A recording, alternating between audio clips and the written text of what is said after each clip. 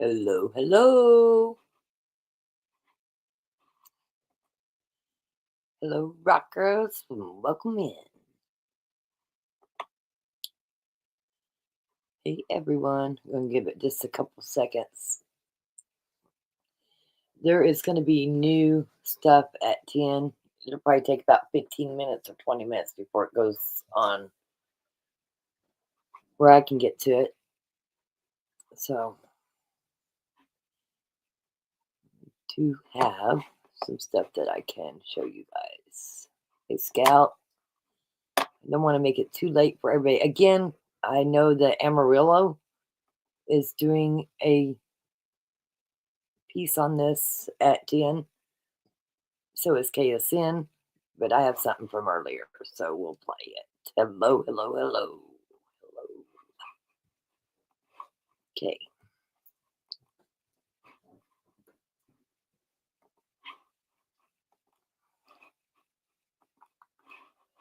Let me make sure you guys got the right thing. Move me out of here. Welcome, welcome, welcome. Let's see.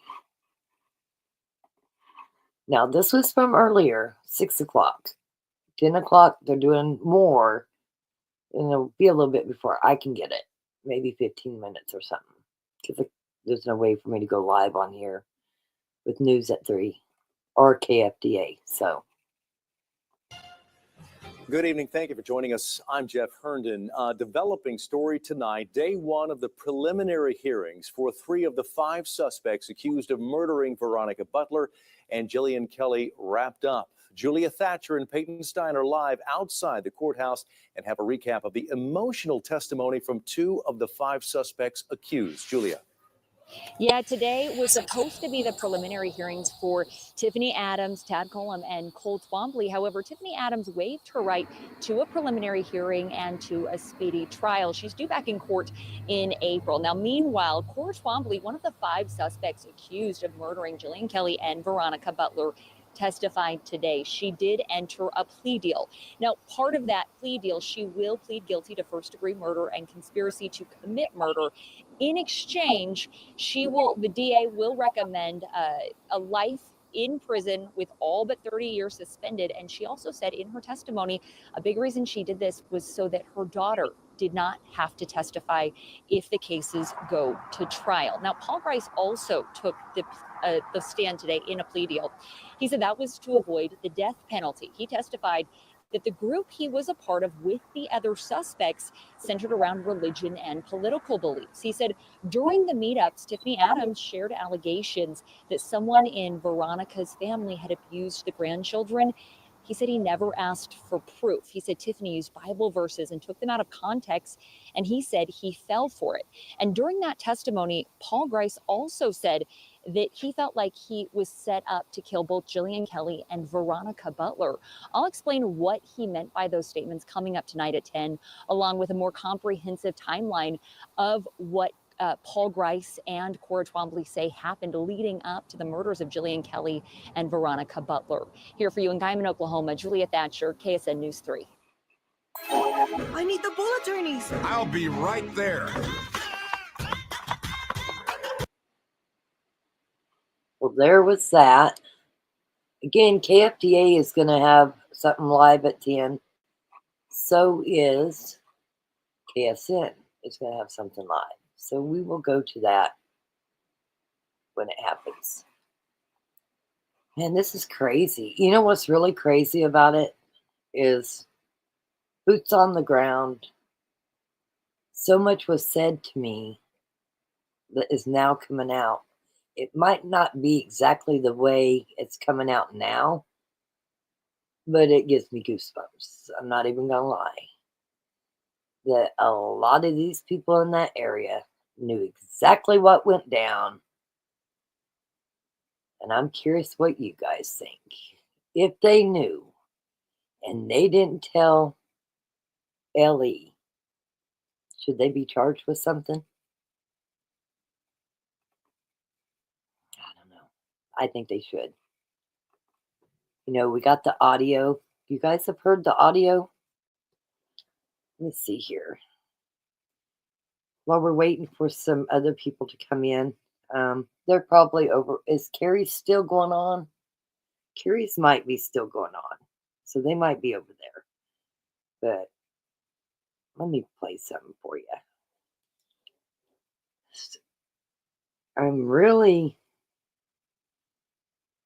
It really bothers me that so much was told when the woman wasn't found yet. Nobody arrested, but everybody in the area, well, not everybody, but let's say almost everybody knew.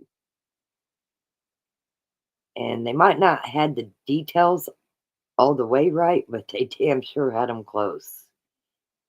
Paul being locked in the trailer with Veronica, all of it. I just, wow. A big wow. Let's see here. Going to go back to something that some of you guys might not have heard. So we're going to play it again. When I was boots on the ground, a lot was going on. And one of the farmers,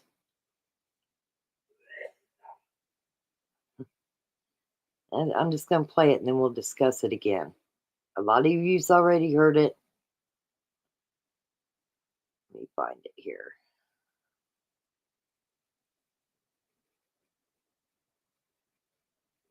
But I have a real problem with if people knew and they didn't do anything. I really do. So if all these people knew, could they have stopped it? I'm wondering. Did they know beforehand, or did they only find out afterhand? After it happened? Afterwards, not afterhand. Afterwards. I've got so much stuff on my phone. This is crazy. Trying to find this audio. Here we go. Let me check chat here.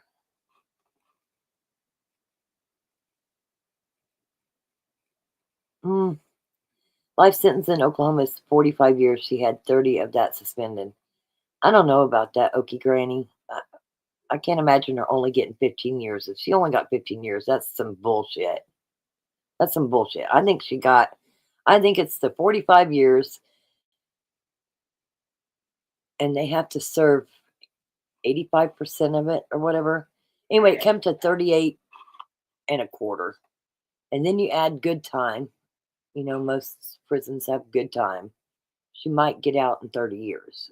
But 15, how could that be? I'd be pissed if that was the truth, if I was family, that she only got 15 years. I don't think so.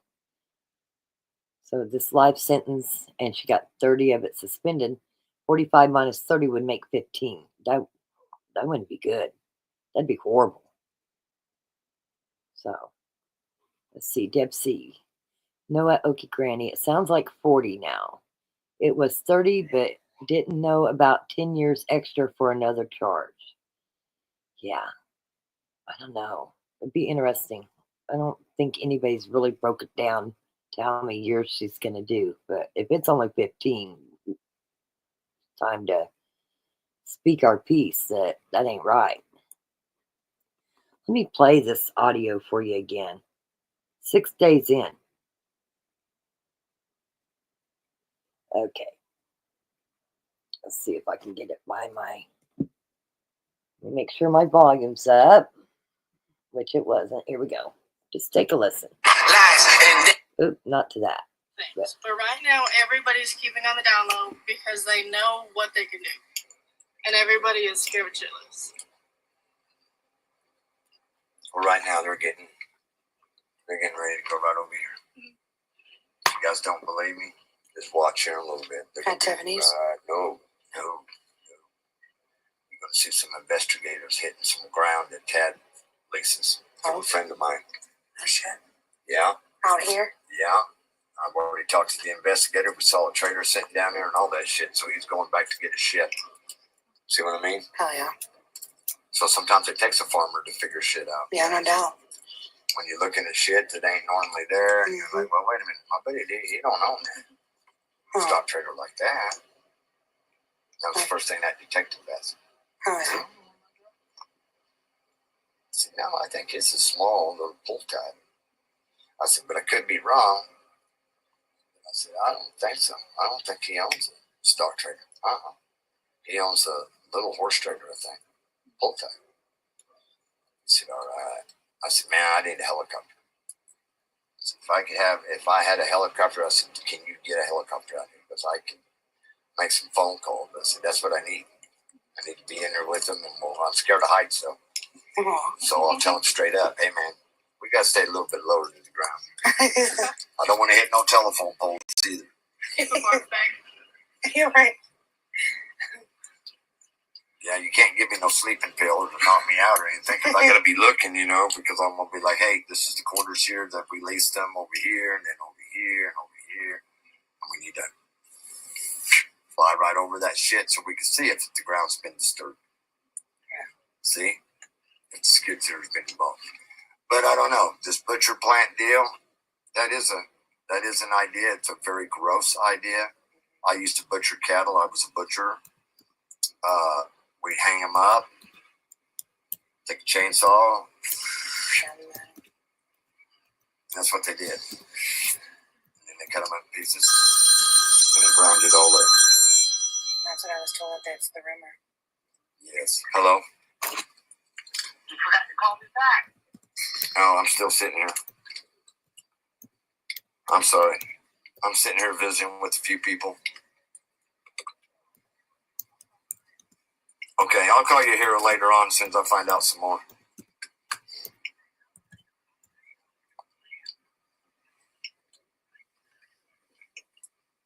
How this is going to play out after I tell you.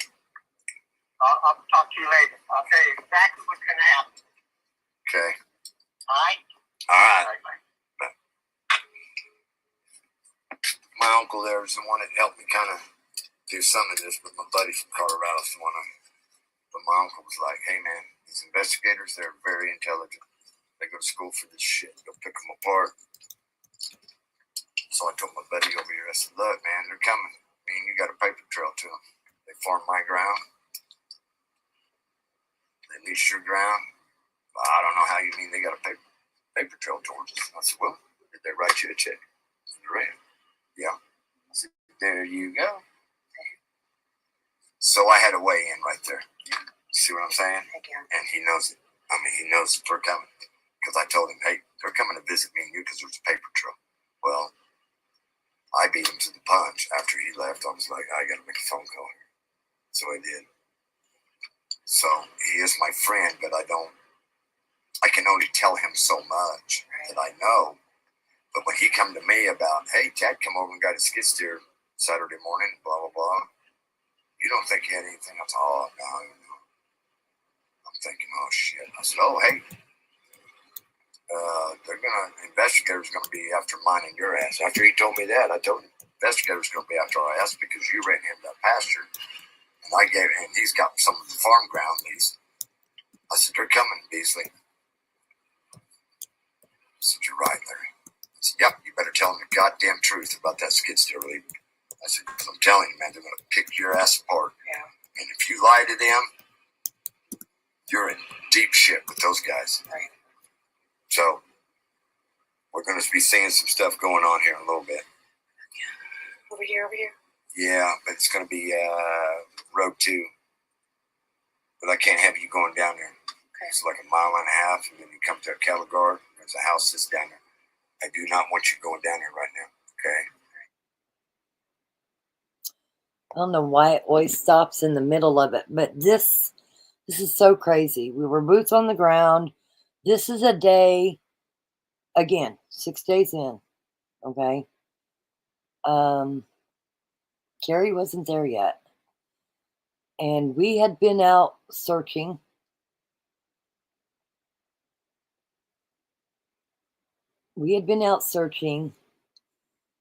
And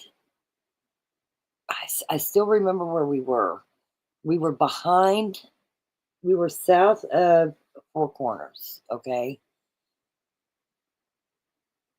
This is Larry. He's a farmer. And y'all know his last name. Starts with an S. But he's the guy that was taking care of a horse for a guy across the street from Four Corners. And we had asked if we could set up the command over there. This is the same guy talking. And called me constantly, followed me constantly, always wanted to know where the hell I was at. And this is 6 days in. Anyway, we were searching. We had found some shorts in a bag, a black glove. And anyway, we was headed south of Four Corners. I always thought it was something south of Four Corners. I don't know why I thought it would be south of Four Corners, but you can ask Sarah. I will have her get on here because Joe, he just can't tell the truth for any damn thing. But Sarah does. And Sarah can tell you that I kept saying, we got to keep going south. We got to keep going south. Well, that day we was south. Some people had come to help. I don't know the lady's name, so I wouldn't give it if I knew it. But it was one of Veronica's mom's friends. Anyway, Larry had just supposedly went and met with OSBI. And we were all searching. And he pulled up in a white truck. I'd never seen him in this white truck before. He pulled up in a white truck. And he was all excited about what he had just talked to OSBI about. I left. That is the truth. I was still searching. I was not giving this man any of my time. I was trying to find these women. I did not know this audio was taped. This audio was sent to me by Veronica's aunt. And I've held on to it very tightly. Very tightly. And I still don't even know if OSBI ever got this audio. But it's very, very important. As a matter of fact, and I believe it sounds like the judge to me. It really does sound like the judge that calls. But it keeps cutting off. You guys didn't get to hear it all. So let me get it to where I'm going to get it to the part where I think the judge calls. So right now, everybody. Okay, everybody's freaking out. Let's Sure see. that we leased them over here. And I want to. Okay, listen to this. That's what I was told. That's the rumor. Tell me if this don't sound like that judge. You forgot to call me back. No, I'm still sitting here. I'm sorry. I'm sitting here visiting with a few people. Okay, I'll call you here later on as soon as I find out some more.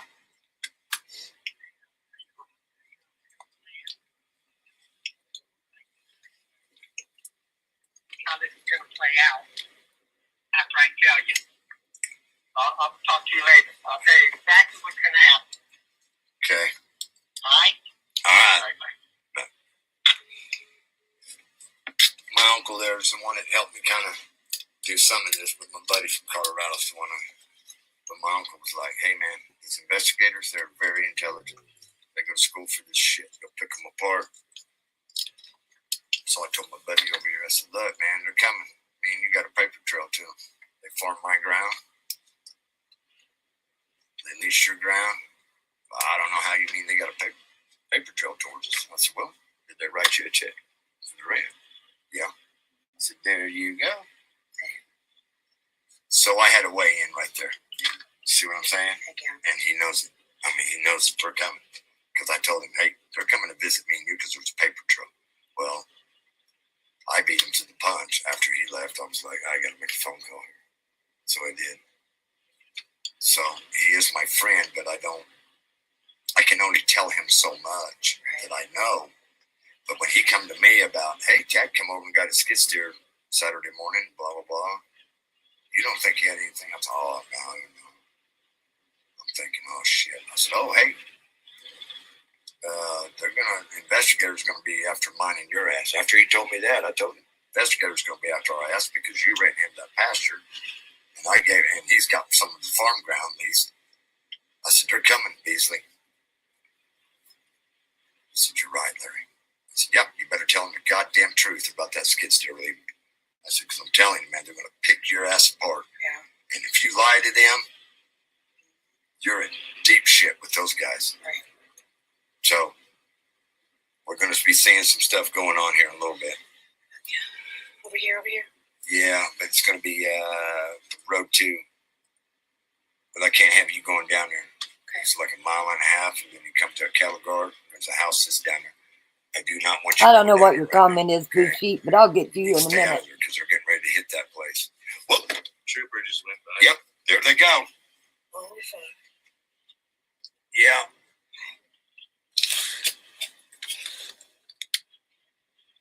Yep. Just wait. The white cars will be coming sooner or later. Dude.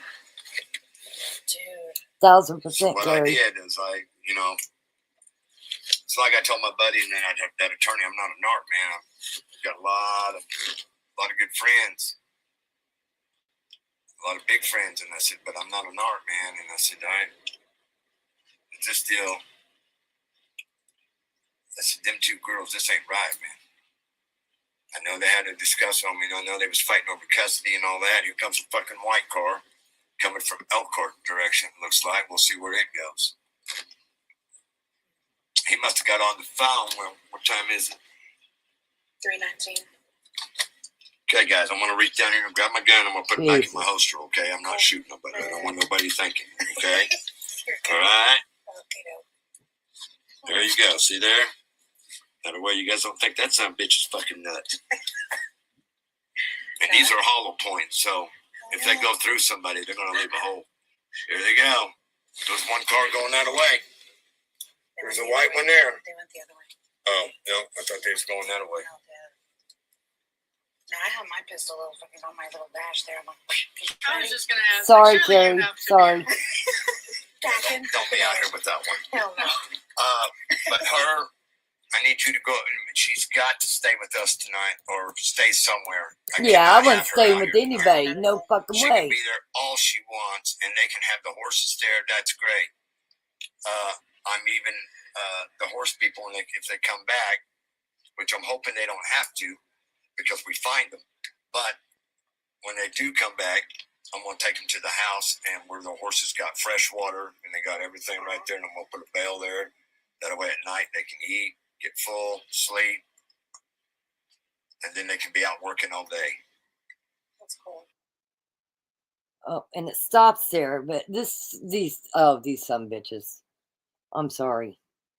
They say how I'm gonna play this one more time. I really want you guys to pay attention. And then I'm gonna skip it to the end. Because they say how I need to go stay with him. Bullshit. I wasn't staying with any fucking body, for one. Two, how they're gonna come check on me. They didn't come check on me. I mean, the two Larrys, the farmers, they were all up my ass. Why were they up my ass? Because I was too damn close. Too damn close. Anyway, I'm telling you, I want you guys to listen again. I don't know the judge, okay? I only know what I heard from News Nation, okay? Him talking. But at first, I thought it was Sal's wife. And I met her. And she don't sound like that. Okay? I'm pretty sure Tiffany and Cora called in. Y'all remember that night? Was anybody here following me when Tiffany and Cora called in? They got arrested the next day. But for the long timers that's been here, pretty positive there was Tiffany and Cora that called in. Anyway, I'm not even going to go there. I don't believe this is Tiffany. I believe it's the judge. And the judge is going to tell him how it's going to go. How it's going to go down. Okay? He's going to let him know how it's going to go down. And, man, I'm so glad I didn't know about this audio. Because it would have really... I wouldn't have left. But it would have upset me. Honestly. And I knew Larry talked out his ass a lot.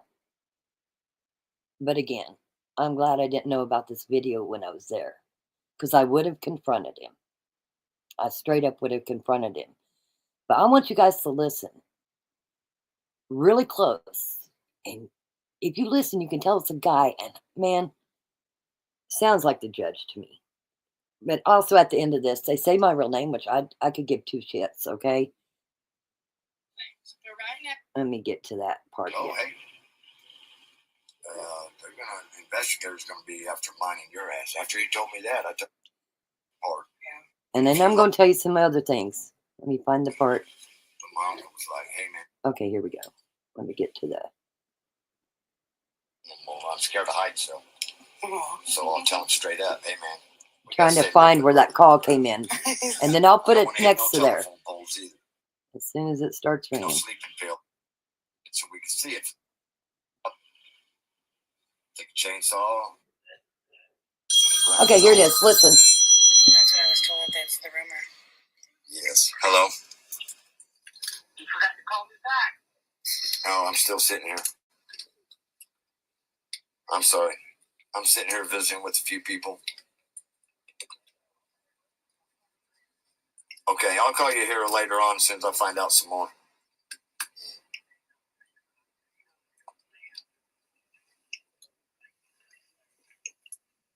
How this is going to play out after I tell you.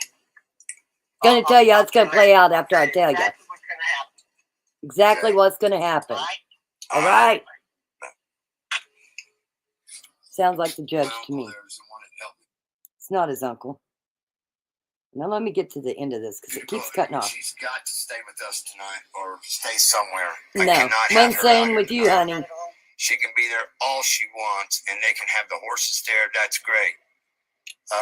I'm even the horse people, when if they come back, which I'm hoping they don't have to, because we find them. But when they do come back, I'm gonna take them to the house, and where the horses got fresh water, and they got everything right there, and I'm gonna put a bale there.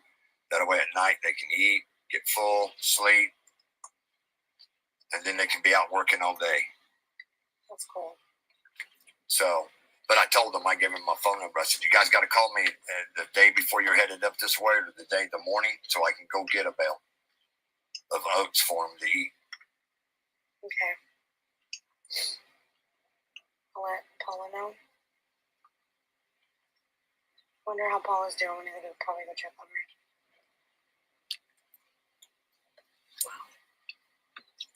I have a feeling that they'll find her today. I think they're gonna Her? find her today. There's two of them. But they're going to find her today, Today's huh? Friday. Yeah. 6 days now. They finally cracked the case. I mean, they're putting it all together. 6 days, I watched them 14 days to Saturday. arrest them. storm Tad's house Wow. or head that way. I was told that they were met with the line of people with guns saying, "You guys better get the hell off of our property." Who, the FBI? That the cops, whenever they went to Tiffany's, that they were met with guns, but they wouldn't let them on the property to search. That's what I was told. Well, they'll get a search warrant. I don't know why they haven't yet. I mean, they have an unfucking probable cause by now. Well, if they're investigating a murder, all they have to do is get a game warden. You can't stop a game warden from walking out to that field. Yeah. If he thinks that there's been something, a crime committed, or a wildlife animal has been poached, they don't need search warrants. They can walk right through your house. They're the only law enforcement that can do that. And I don't know if they have one out here. Max used to be the old one. And Max was the guy that I would visit with every now and then. So,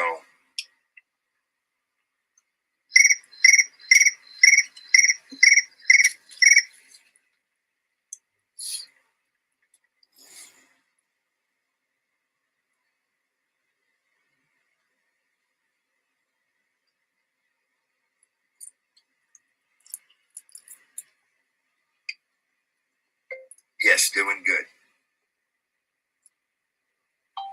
Yeah, I've got Taylor coming, my granddaughter. I've got to go home and pick her up. Okie dokie. Well, thank So you for I will everything. be right back here.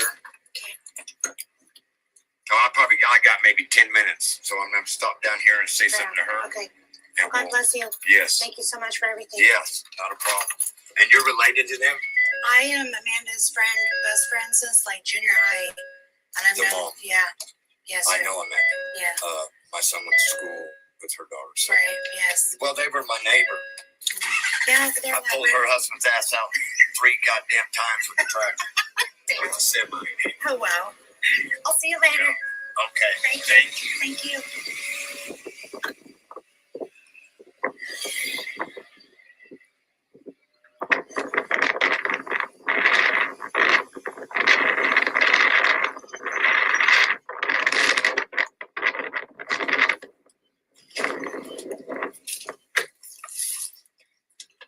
Oh shit, my car started this whole time. There you go. Okay, so I'm going to go back and answer your questions, okay? So we were searching, okay? And we were behind 4 corners. And he kept telling me that he was going to meet with the KBI. He always had something he was saying, and I pretty much blew him off. I was looking for these women, okay? I was looking for Veronica and Jillian. I went out there to make friends.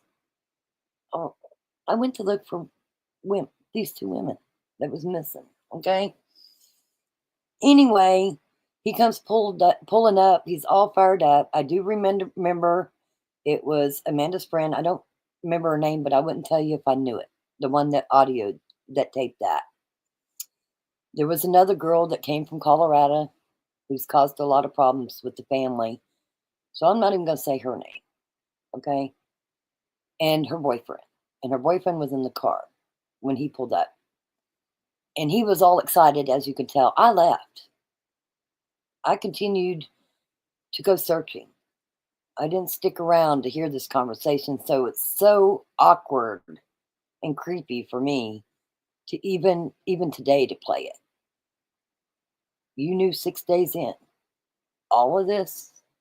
I'm going to tell you something else. The other Larry W., I'm not going to say his last name, drunk every night, showed up what we considered the command post with his 14-year-old son. And you know, when you drink, you got to pee. And every time his dad, Larry, went to go pee, that kid would tell me something, okay? And I made sure other people came over and listened, and one of them was this girl. He told us about the skidster, this young kid. I think he's 14. I don't know. He told us about the skidster. He told us about the hammerhead that was found at the car. He told me to go to Blacktop Road. This kid knew. I said, how do you know all this? He said, from my dad. So when you hear other channels in that area saying everyone knew the day it happened, I believe a hell of a lot of people knew. And that's why I said earlier, if all these people knew and didn't tell, could that be impeding the investigation? I mean, this audio says how he warned Beasley, he even says Beasley's name. How can anybody be okay with that? And Terry can tell you, Sal's called me several times, paranoid. Him and his wife was headed to Colorado. I'd put their lives in danger because he was on my YouTube live, which I made sure that they were, if I was filming and anybody from the area happened to walk in there, I immediately made my live private. That's why I made the lives private. And he called in a huge panic and said, my wife called me and I'm in your YouTube live. You've got to get rid of it right now. I said, you are not in it. Then he started saying my friends that came back to Wichita, well, one friend and, you know, the other guy. He said, you need to call them. It's on their YouTube channel. They didn't even have a YouTube channel. So he was freaking out. Literally freaking out. And I can't give enough thanks to Mark Espinoza. That man, he helped me out. Like, he made sure that the deputies, when we were sleeping, there was somebody out there. So I wasn't necessarily out there alone. I actually was able to get sleep. But we were being watched by the sheriff department in Elkhart, okay? Just so that nothing would happen. I know I pissed people off. I know I uncovered some things. And I know I've probably said some things that I shouldn't, but it was all the truth. Every bit of it was the truth.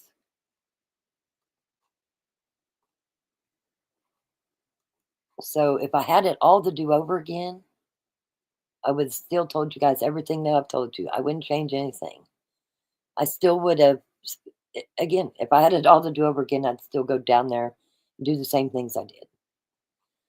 So let's see here. LS was just hanging out around you and keeping you close to know what you knew and see if they could prevent you from finding anything out. Yes, and calling me constantly. Him and the other Larry called me constantly. Telling you. And so for new people, I know it's a lot. It's a lot to take in. Listen, I got to open my door and shut this heater down. Give me just a second. Go out, Leslie.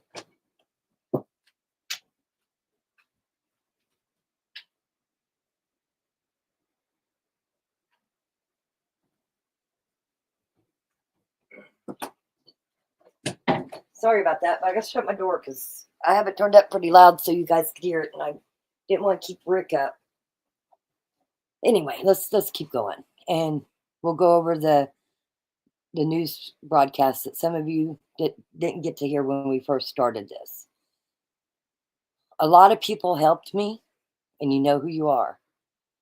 There was a lot of people that talked to me in the area, and it is really freaky that I was told about the trailer. I was told about Paul Grice getting locked in the trailer. If you go back and listen to my lives, way back in the beginning before they were arrested, I was told all that stuff.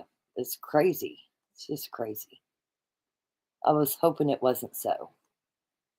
Now, there was one thing that I've said from the beginning, and, you know, it looks like I was wrong, but still in my heart, I still think I was right. I said from the beginning, I didn't think it happened on L Road. That road is fairly busy on a Saturday. I went the next Saturday and watched the traffic, showed the traffic. You got Seaboard Farms right there. It's the only way from, Elkhart to get to Boise City. It's a pretty heavily traveled road. And there was a guy in a box truck that I got like the second day there, maybe the first day. And he is the one who told me what color the car was. He saw it. He saw it at the side of the road.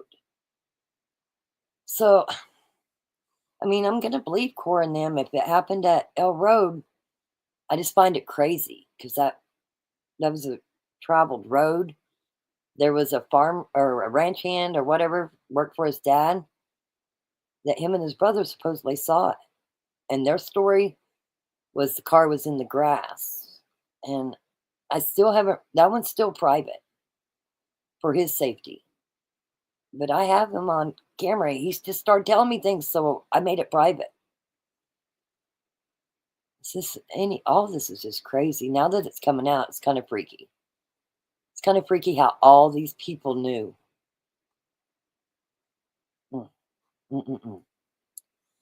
Was it the mayor that did the interview and then they made him resign? Actually, it was the judge of Elkhart, and the mayor made the judge resign.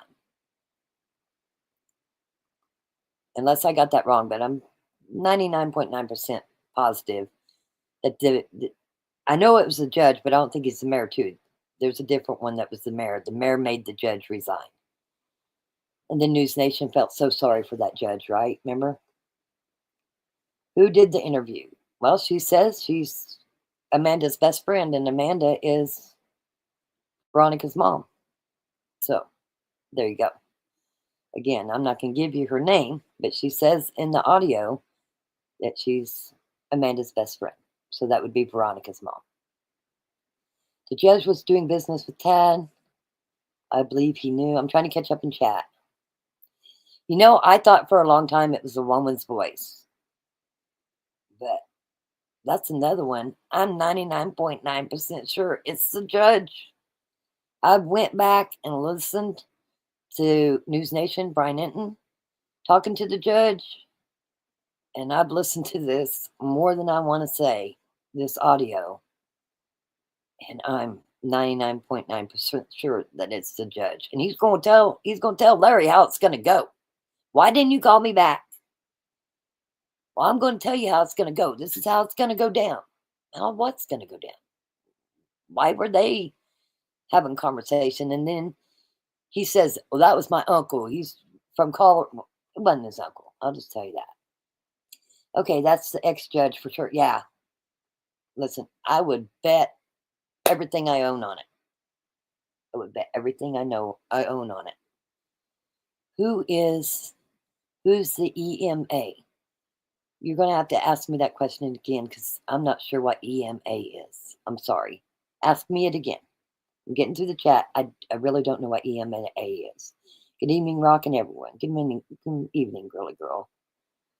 Yeah, I recognize his accent after listening to several of his conversations. Me too. We went over this, and over this. Oh, wow. He says, I'm sorry. That could be the judge. I'm telling you, it's the judge. In my opinion, again, this is a YouTube channel. Listen, I'm not Ellie. I'm not an attorney. These are my opinions. I'm not here to slander anybody. These are my opinions, and I have a right to my opinion. Okay. At Carroll was the judge that did the interview. Sometimes I'm behind, so these might already be answered.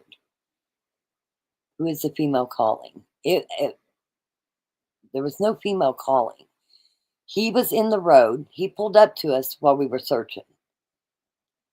He was all excited and hyper. I left. I went and started searching somewhere else. And I remember Amanda's friend being there and a girl out of Colorado, and her boyfriend was in the car. So I know who was there. And I know exactly when it happened.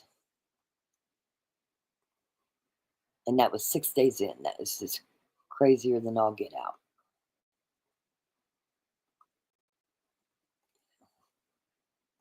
I'm missing a lot of comments. I'm getting to it.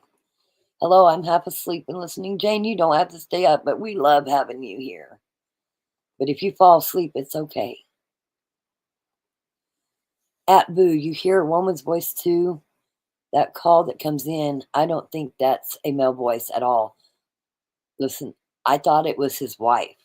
I've thought many things, but I've listened to it so many times and went back and listened to the Brian Enton conversation. Let's see here. I'm going to play it one more time for you. I'm telling you, the more you hear it. But right now, everybody's keeping on the down low. Let me get to it. There's a white one there.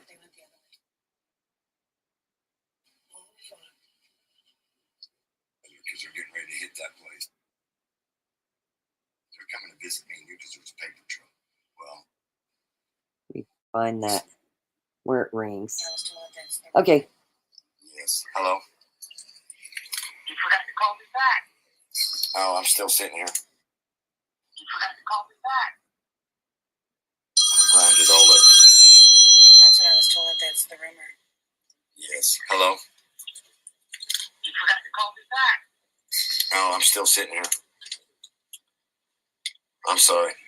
I'm sitting here visiting with a few people. Okay, I'll call you here later on as soon as I find out some more.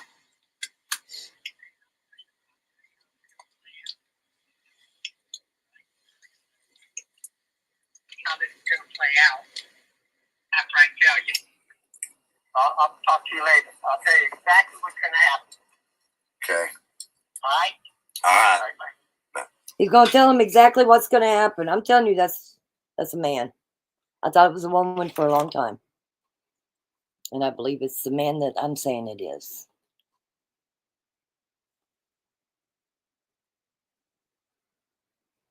Half asleep. Okay. Trying to get through this. And then we'll go to the news.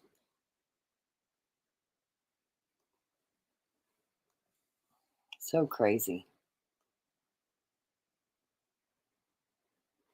Thank you, Kelly. I was trying to wait, but I had made it for 10. So I assumed that they were still going. So thank you for letting me know. They did know. A lot of people knew. So many people knew.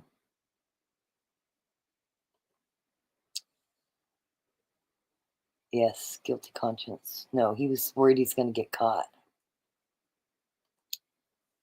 If a 14-year-old knew what was up, then I'm going to lean towards many others knew what was going on and had gone down. I'll tell you this. That young man, that 14-year-old, is a good kid. We were talking about basketball, a lot of stuff. I think he's a really good kid. I think he's a really hard worker. And I believe his dad's a hard worker. But his dad drinks a lot. And the kid is with his dad a lot. Like, I don't think I ever saw the other Larry without his kid. Okay? The kid was listening to his dad on the phone. That's what it amounts to. I don't know if the kid really understood what he was listening to, but he definitely repeated it. And I am not the only one that heard it. So that's crazy. That's real crazy. It is huge. I've been playing this since the very beginning. This is not new. I mean, this is probably the 10th time I've played that audio in a live. I mean, clear back in April, I was playing this audio.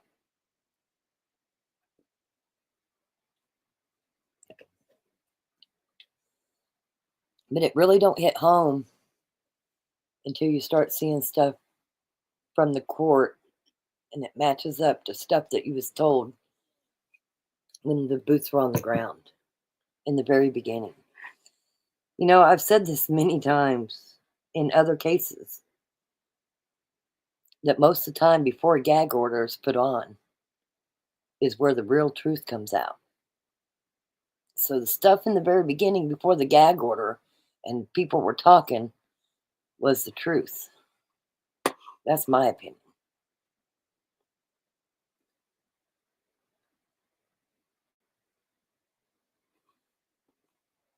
Sent you an email off. Nobody saw that Granny's brother was in Carrie's chat. Wow. I don't even know who Granny's brother is. Let me look at my email. Hell, where'd I put my phone? Oh, there it is. Okay, I'm going to keep going. And I will look at that, Deb C, and get back to you here in just a minute because I want to play a few things for people that wasn't here. Morning Rock is getting hot. Oh, yeah, it was getting hot. Listen, talk about getting your blood pressure up. I mean, wow. How close was I to being gone? Who knows? I only lived once, but I sure was being watched. That's for damn sure. What was that about Paul locked in the trailer? Yeah, they said that Tiffany had called Veronica and told her cows were out and they were going to have to meet somewhere else. And the people that told me this said that Paul was in the trailer and Veronica got out to go up to the truck to get her kids and that Paul came out of the trailer and attacked her. But they said that Paul and Veronica ended up in the trailer with the door shut and she continued to fight. That was the story. And that Jillian was in the car and that she got out to help Veronica and was hit by a hatchet with Tat. That was the story. That's not my story. That was their story. And sounds like they were really close to what had happened. Thank you for hitting the thumbs up.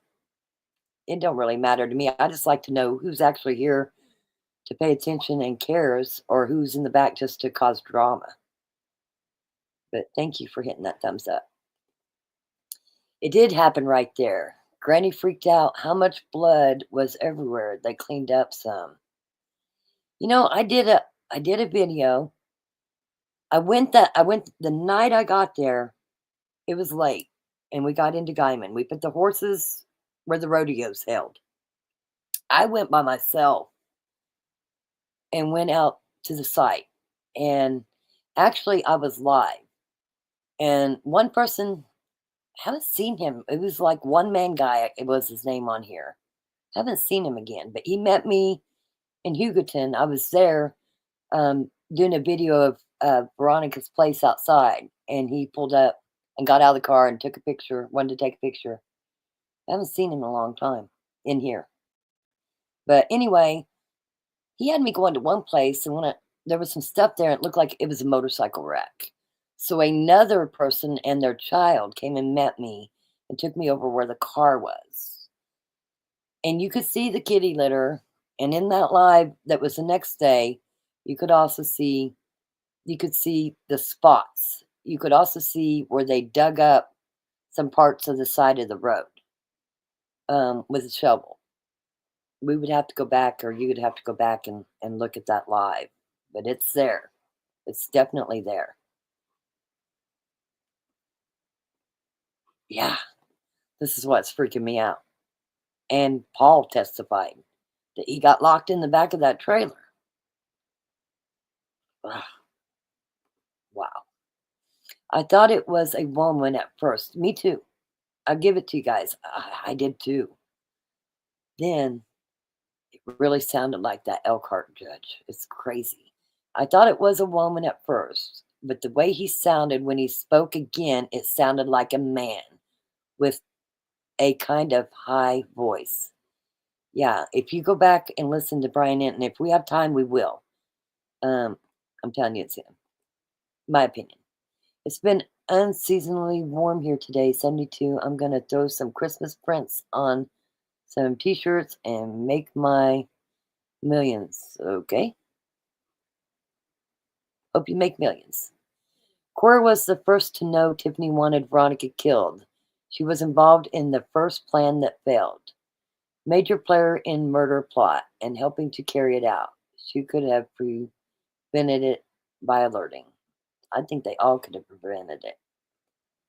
Where's your moral compass if you're them? This is crazy. So crazy. I trust your judgment, Rock, and Christopher agrees with you. It's just not enough for me to swear to it. I will. You'd have to listen to it more and more. And it might be because I'm closer. I need to listen. I told you I'm not tech savvy. I need to download that to my computer, and maybe you could hear it better. Because that was me literally holding my phone up next to the computer. So I can get it where you might not be able to hear it. So I'll see if I can't download that to my computer. I got it on an SB drive, but that's in a safe spot. I still think court needs that tape. It shows conspiracy. Yeah, I would think they got it by now. As a matter of fact, the aunt said that girl was called in to bring that. I don't know.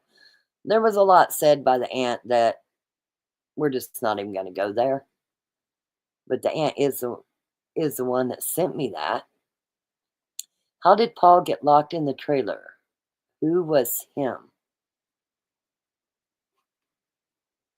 I don't know. I don't know how. I mean, I don't own a trailer like that, so I don't know.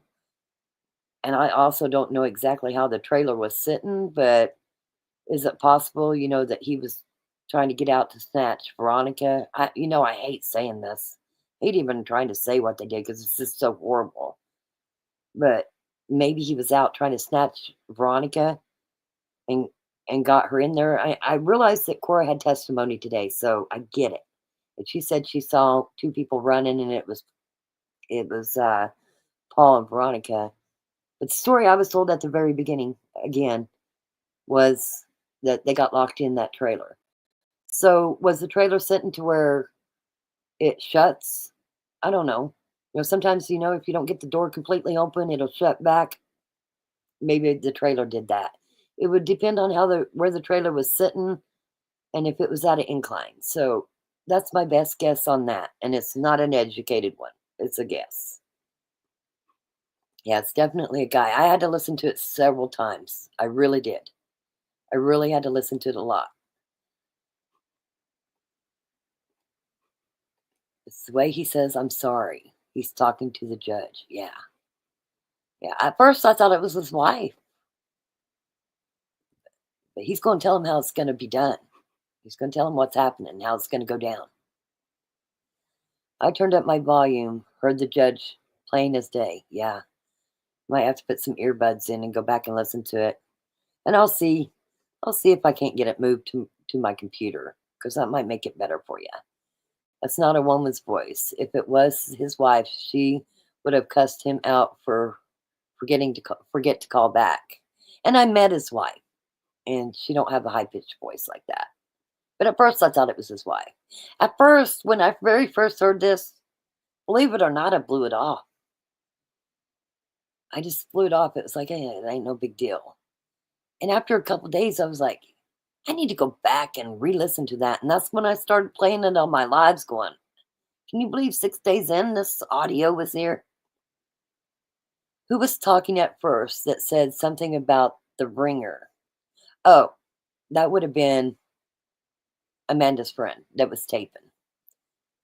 Yes, she was a woman.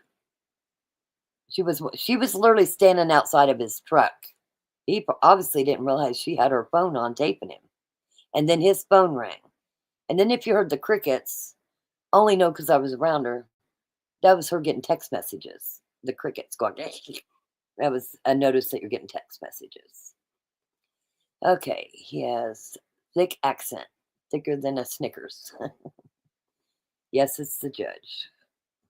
I firmly believe it is. I really do. It sounds like the judge to me. Listen, it really don't matter, but it does matter. Does that make sense? Like, we want to make sure we're saying the right things. I think it is the judge. I really do. Like I said, if we have time, I'll go back and I'll play it for you. I hear females say, you forgot to call us back. No, that's actually the same person. It's just the tone of his voice. But it is the same person. Said, I'm still sitting here. I don't think he said I'm still sitting here. I don't know. Been waiting on you to call back. I know. I'm talking with some people. I'm going to tell you how it goes down. That's how I took it. And it was all the same guy. They had technical problems at first. Yep. Listen, I did believe the 14-year-old.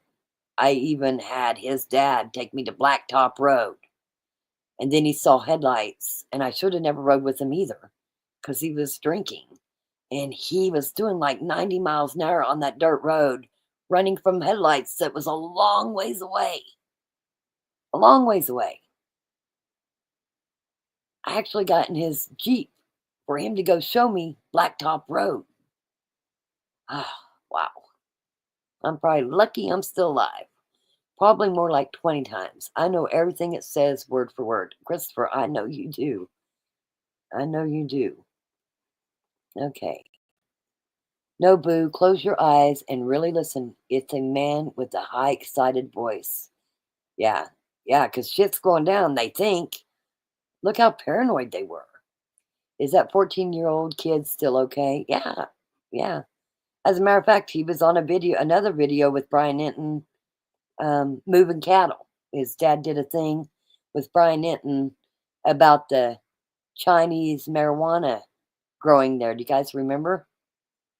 Hey, Dilho, one of my best friends called me today and told me he's fixing to check out with liver cancer. He's on hospice care, and I'm not handling this well at all. I just lost one. Man, horribly sorry to hear that, Dill. That's horrible. That is horrible. Damn. That's horrible, brother. I'm sorry to hear that. Dill's good people there. I'm sorry to hear about your friend. We will make sure we pray for him. Man. Ostrich says a lot of kids have seen, heard, and been through horrible things more than I have in my life because of this. Absolutely heartbreaking. It is heartbreaking, and there is a lot of kids. That's just horrible. I know several of you screenshotted me, and I appreciate it, but I'm just curious of why everybody wants to know where Wrangler is. What does it matter? I'm just asking. I know where Wrangler is, but why does it matter where Wrangler is? He's really not in this equation other than trying to get his kids back, as far as I see. So don't ask me where Wrangler is, because I'm liable to boot you if you ask me where Wrangler is. Okay. I agree it was the judge. Yes, I do too. I did. I seen her brother or some close relationship. Did it have her name, or how did you know it was her brother? I'm curious. And I thought there was only girls. Is anybody in here from that area? Beach Baby, Leroy? Anybody in here from that area that would know? I thought there was only girls. She only had sisters, but I haven't dug that far into it. I only heard she had sisters, so how could it be her brother? I don't think she has a brother. Ostrich says, I didn't know Granny had a brother. Me neither. I only know about sisters. Surely somebody's in here. What time is it? I can't text Wrangler and ask him. I only know of sisters, but I will check into it. I don't know of her having any brothers. Do we have anybody in here from the area? Okay, what's this? Did or Paul rode in trailer 2? Are you telling me? So Paul rode in the trailer to the burial site? So did Paul get locked in the trailer? Christopher? So that part was true? Paul was locked in the trailer?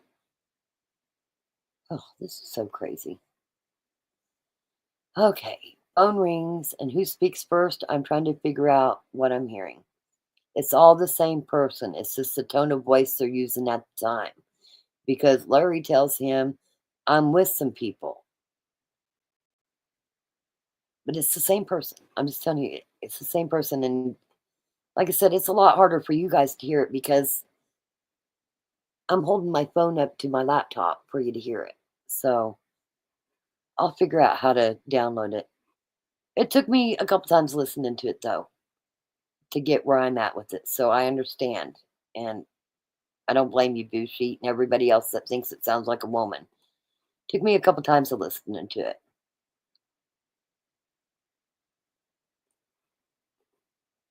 I'm going to hide from reality for a hot minute.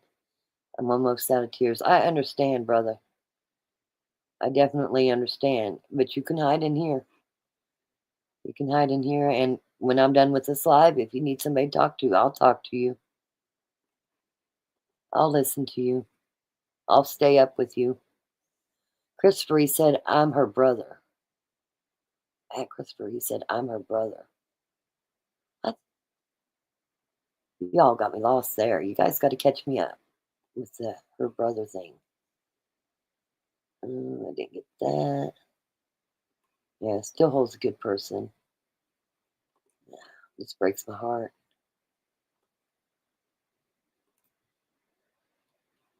Yes, absolutely here for you. Like I said, when this is done, if you want to stay up and talk, I'll talk to you on the phone. You forgot to call me back. Yeah, it's a man. It's the judge. I think so too. Deal hole. I'm so sorry. Prayers. Yes, it's horrible. Yes, I am behind in chat. I'm trying to catch up, but it makes it hard when you're trying to do several things at once. I'm horribly sorry, but I try to make sure every comment gets answered to the best I can. I'm trying. The trailer was pulled up close to the car. Paul was stabbing Veronica on the ground, then drug her into the trailer. Tad tried to. Deal, take some time. Don't you disappear, though, okay? I agree. You need to be right here with us. Blue sheet, that's normal for Rock. She likes to read every and each comment I do. I want to make sure everybody's heard. Deb, that's right. He did say brother. I've just heard that and not stored it in my elephant brain yet. Man, I didn't know she had any brothers, honestly. Okay, I think the trailer was blocking the road. Well, if you go back and look at the lives, blocking the road where, and what's crazy is if the cattle guys across the street that was over there counting their cattle, if they were actually there when that car was dropped off, like they said, they have a huge trailer that they always have. I've seen them every day out there. Okay. They have a long trailer too. So that would have meant 2 trailers there if he was where he said he was when it happened. And I believe him. I'll just throw that in there. So there would have been 2 trailers down there. Okay. Rock is always behind in chat. She catches up. It's a lot to talk to yourself and read without long silent pauses. Have I been silent? I'm trying to go quick. Sorry. Before they put them in the trailer, Granny circled them with an evil laugh. Per Paul Grice, Tiffany locked him in. Oh my God. After they put the bodies. Oh my Lord. Oh, wow. So the stories that I got in the beginning is pretty close to being right. They have big back doors. Is it 2 back doors or is it just one? I would have to go back and look at that video of that trailer. In my opinion, maybe it was on purpose that he got locked in there. See, when they told me the story, Veronica and him was struggling in the back of that trailer. So, sometimes when a story's told, unless it comes from the horse's mouth, some things are off. That's probably what happened in this case, but I just cannot believe how much was so close to what's being said the first week, the first couple of days. For sure, that's the judge without a doubt. I think so too. I really do, guys. Okay, I'm catching up. Okay. He was in the trailer with both victims. Tad and him put both bodies in the trailer. Tad came out, shut trailer, and drove to burial site. Was Veronica killed in the trailer? Was Veronica killed in the trailer? Hello there. I'm getting to you. Sorry, I am behind. I'm trying to get, I want to make sure everybody's heard. Was Paul responsible for both women in the trailer? And that'd be a rough ride, too. I'll have to go back and look, but I went from L Road to Beasley's driveway because I wanted to see the pings.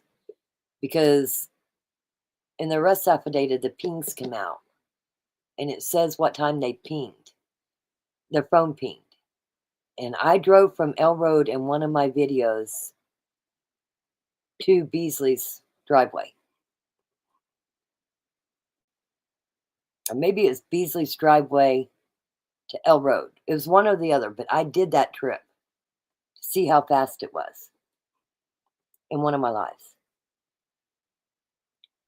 Grandma, we don't know yet. Okay.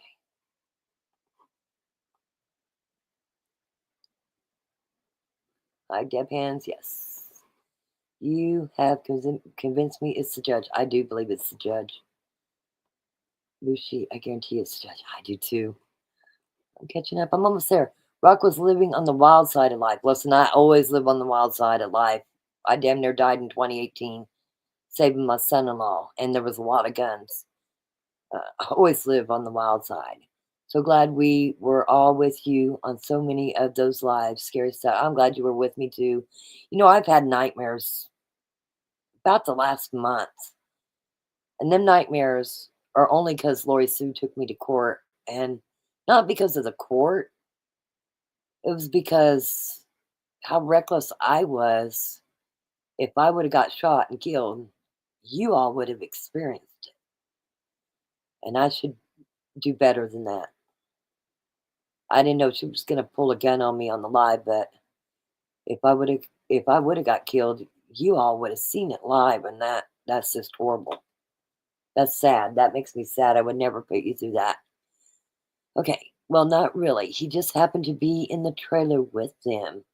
He was freaking out, thinking Jillian was still alive, and then thinking he had been set up, kind of losing it. Wait. Wow. Interesting.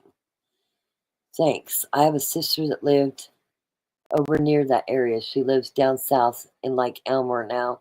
You know, I didn't know it, but my daughter's boss's family owns shit tons of land right where I was in Texas County. And they have a big house there. What was the chances of that? Okay. Grandma Paul killed Veronica on road. Tad disabled Jillian. Now, see, that's what I was told at the very beginning. But I was told he hit her over the back of the head with a hatchet. I don't know. Jillian tried to break her neck. Paul stabbed her on the ride to burial site. Oh, Lordy. I might have to go watch Carrie's and see what they said. I had to cook supper. I had things to do. It was on live. I'll have to go and watch that. We were told Tad was responsible for one and Paul was responsible for the other. We were. That's per the coroner or the medical examiner's report. The autopsy. He did say he was brother. Who said he was brother? Like somebody in the chat or what? I'm kind of lost on that. I'm so sad for Dill. Think it's time I got some sleep. Thank you, Rock. See y'all soon. Yes, Jane, get some sleep. Much love to you. We'll see you tomorrow, sweetheart. Okay, yes, Paul rode in the trailer after Tad locked him in. Oh my gosh, so that was true. I thought it just locked on him. I was responding, okay, gotcha. I'm almost close. Good night, Jane. I know you guys got to go to bed. I'm trying to get to it. Rock, I was on when Tiffany and daughter called you. That was crazy. Yeah. Was it her daughter? I know it's Tiffany, but who else was it? We thought it was Cora, but it could have been her daughter. Hi, Christopher, you have a lot of knowledge on this case, it seems. Yes, he does. He takes it very much to heart. I think you're right. It sounds like the same person. Granny has no brothers, only sisters. There you go, guys. Tiffany has no brothers, only sisters. No brothers, only sisters. I thought so. Put out the link. It was a lot to take in from Carrie and Tara's broadcast. Okay.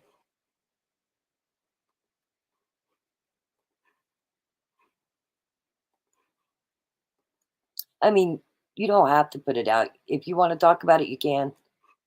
I'm okay with it. I just don't want people to think we're still in their stuff or whatever. You know what I mean? Yes, thanks, Lavender. Lavender, thank you so much. Lavender, someone claiming her brother was on Carrie Moody's. Yeah, she don't have a brother. I didn't think she had a brother either. Thank you, Lavender. Saying some prayers for you, Deal. It's a hard thing to go through. Yeah. You know, my dad went in the hospital Christmas Eve. I don't celebrate Christmas no more. And that's coming up. Everything's going to hit me all at once. Okay. Just be there for your friend as best you can. If he reached out to you to tell you, then you are very important to him. I agree. Okay. I don't know how they took that long on that road and no one saw. Man, I don't know, in my heart, I feel like it happened at Tiffany's, but of course, saying it happened there, and Paul Grice is saying it happened there. I have to say it happened there. Hey, Christopher. yes, this was an extremely amount of information. And if tomorrow gets this way with Paul, man, it's wow.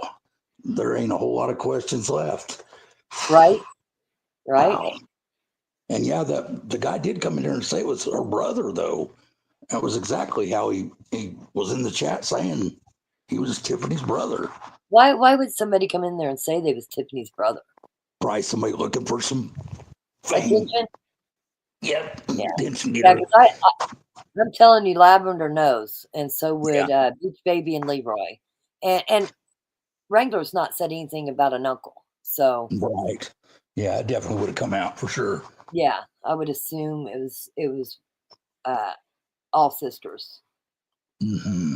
So I do plan on going and watching Carrie's live. I just haven't had time. It was a lot. It was a lot to take in on just what they've got today. And they say they start out with Paul in the morning too.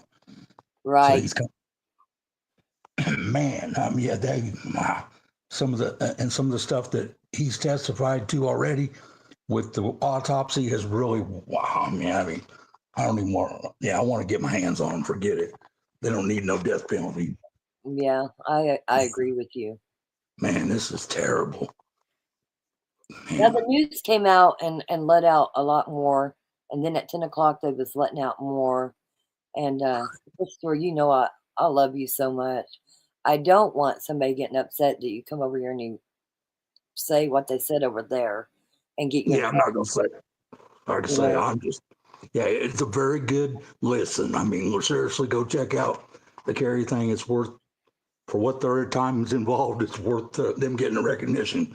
Because wow, just some of the details, man. I wish I could. I'd like to sit there and look at these people in the eyes when they're testifying. Right. Definitely life changing, man. And I know if nobody else knows, I know that Christopher takes this case to heart. He really does. Oh man, I want to go to jail with them. That's what I want to do. I spent a lot of time in jail in my lifetime, and I know what happens in there. I know what I can get away with. Well, wow. we can't have you doing that. You know that. I know, And but boy, it sure he's not going to do that. He's just expressing. He's expressing how he feels. So take it in. Very, very good. What do you say? Amount of information to come out for preliminary, and honestly, I mean, I know that doesn't mean she had to take one, but I guarantee in order for Granny to be exposed or relieved or told she to leave from here, she had to. I mean, basically, I bet she testifies, or they would have had her sitting there. I bet she ends up having to testify too in this, at least preliminary. Tiffany? Yeah, I do.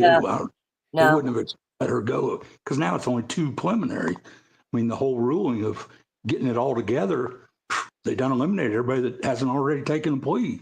Oh, she. Listen, they're all going to be. There's no way they're going to be able to do a trial with them all, and so they had her leave because her testimony is going to be different than the others' testimony, and also usually when they waive their preliminary and their speedy trials to let the defense attorney get the case together. So, and she probably said, "Let's go ahead and do this and get me out of there." She probably wanted out of there, honestly. Yeah, I guarantee it. Yeah, there's no way she could listen to all that coming to fruit because I mean, she groomed them. I mean, that's basically what everybody's all the way through. Granny groomed everybody. So Granny did all this. Oh, also, I don't know if you can see chat. I don't know if you can see chat, Christopher, but we had somebody say maybe they were talking about Granny number 2's brother. Because we called Tad's mom Granny 2.0. The dude's last name was Adams. Yeah, well, you know what? But anybody can put anything on here. You're right. You can, but that's why he had everybody believing that. You know, because it was. I don't remember. I think it was Robert or something Adams. That's what I'm thinking. It said. It was something close to that anyway. And then he made that statement like 3 or 4 times, so he wanted everybody to know it. Right. Well, so does Slinger. He Yeah, always makes a lot of statements too. That guy, right. he can't help. He's got to be Yeah. relevant some kind of way, he thinks. Mm, I'm not even going to go there with it. Okay, Paul yeah. had to tackle her, and they struggled while he stabbed her. Then behind the trailer in front of her car. This is just awful listening on Carrie's life. Oh, Yeah, yeah, and then it was they were saying how they fought to get her loaded, and that's how Paul got locked in the trailer. Was him and Tad fought to get her loaded, and then he was in basically, the way I take it, maybe under her body is how, and then he just shut the door and they took off. right. That's the way he replayed the actual thing, and then he said he was going down the road, and that's when he noticed that Julian he didn't think was completely dead. So Right. then he admitted that he stabbed her, which that was in the autopsy. The critical stabs that were in her neck, they said that those were done so they thought she had died early. Well, the way he described it, they were done afterwards, so the critical stabs weren't done early. But that's the one that ended up taking her life. And that made my gut turn severely. Yeah, here, I knew it was going to be bad to hear it. Now, It was. somebody says that it's very possible that it could be a brother-in-law. Okay, but I'm going to tell you right now, the oldest sister lives outside of Tulsa, and they are very religious. And I don't, her and her husband, the way I understand it, are extremely religious, and I couldn't imagine him. Actually, I'll be honest with you, I couldn't imagine a brother-in-law trying to come to the defense of this. What was he saying he was doing in there? It really was stupid comments. He Okay, just kept. well, He it more probably wanted the wasn't a recognition. brother-in-law. Yeah, he more wanted recognition that was it, brother. I mean, the comments weren't. I didn't even note them. They weren't important enough that I remember them. So it was Right. just him getting that placement in there. So I see the attention seeker, and it's just That's wow. crazy. I do want to share a couple things. I want you to stay up here. I want you to help me discuss this. But I saved something for you guys for when you come back. And where did it go? Is it here? Hold on. I think it's here. 18 minutes ago. Two plea deals reached in the murder. Did they go over that? They didn't go into details. Okay, realistically. Okay. But they had them there testifying. I think they did, but they didn't go over it, Well, News Channel 3 is going to go over it, so I'm going to play it real quick, and then we'll talk about it. How about that?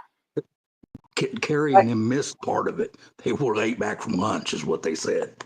So that's how they missed that part of it, I think. Okay, well, the advertisement's still going 12 seconds, so give me just a minute here. I'm going to make it big. And your first order, go to proactive.com now.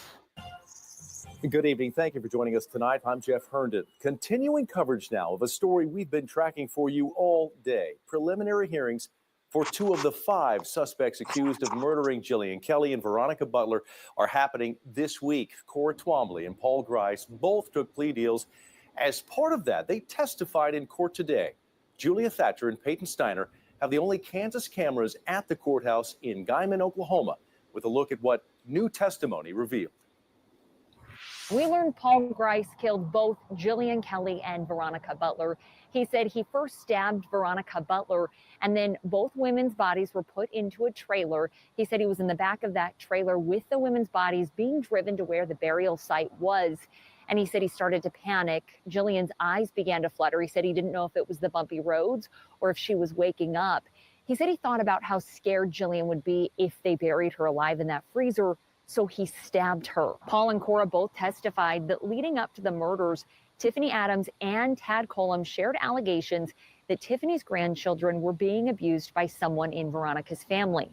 Paul said he never asked for proof, and the DA told Cora that the people accused in the allegations are minors, so all of the court documents would have been sealed and there wouldn't be any court documents to show.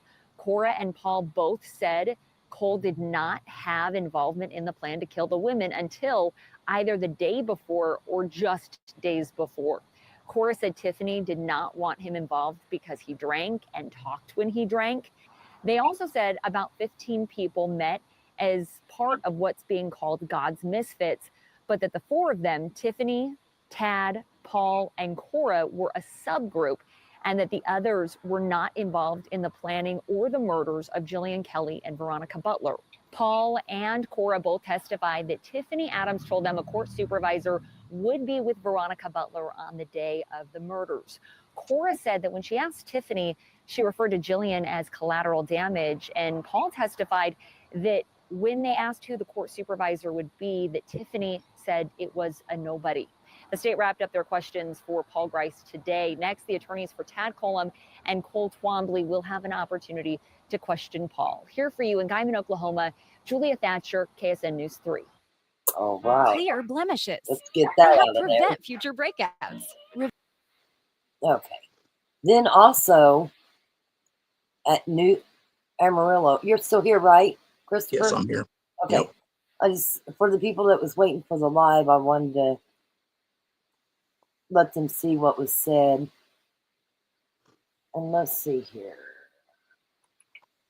Yeah, she described the reassurance on Julian a lot more than what I thought she would. So that was more than just Carrie explaining that. Right, Wow. right.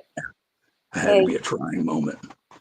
Now, Amarillo also had something at 10, but I don't see it on here. So I'm sure it's the same thing that KSN had. So we can discuss now. I just, I never want somebody to say, we're still in their content. You know what I mean? But right, exactly. If anybody's paying it, listen, Carrie's welcome over here. Kara's welcome over here. Anybody's welcome over here.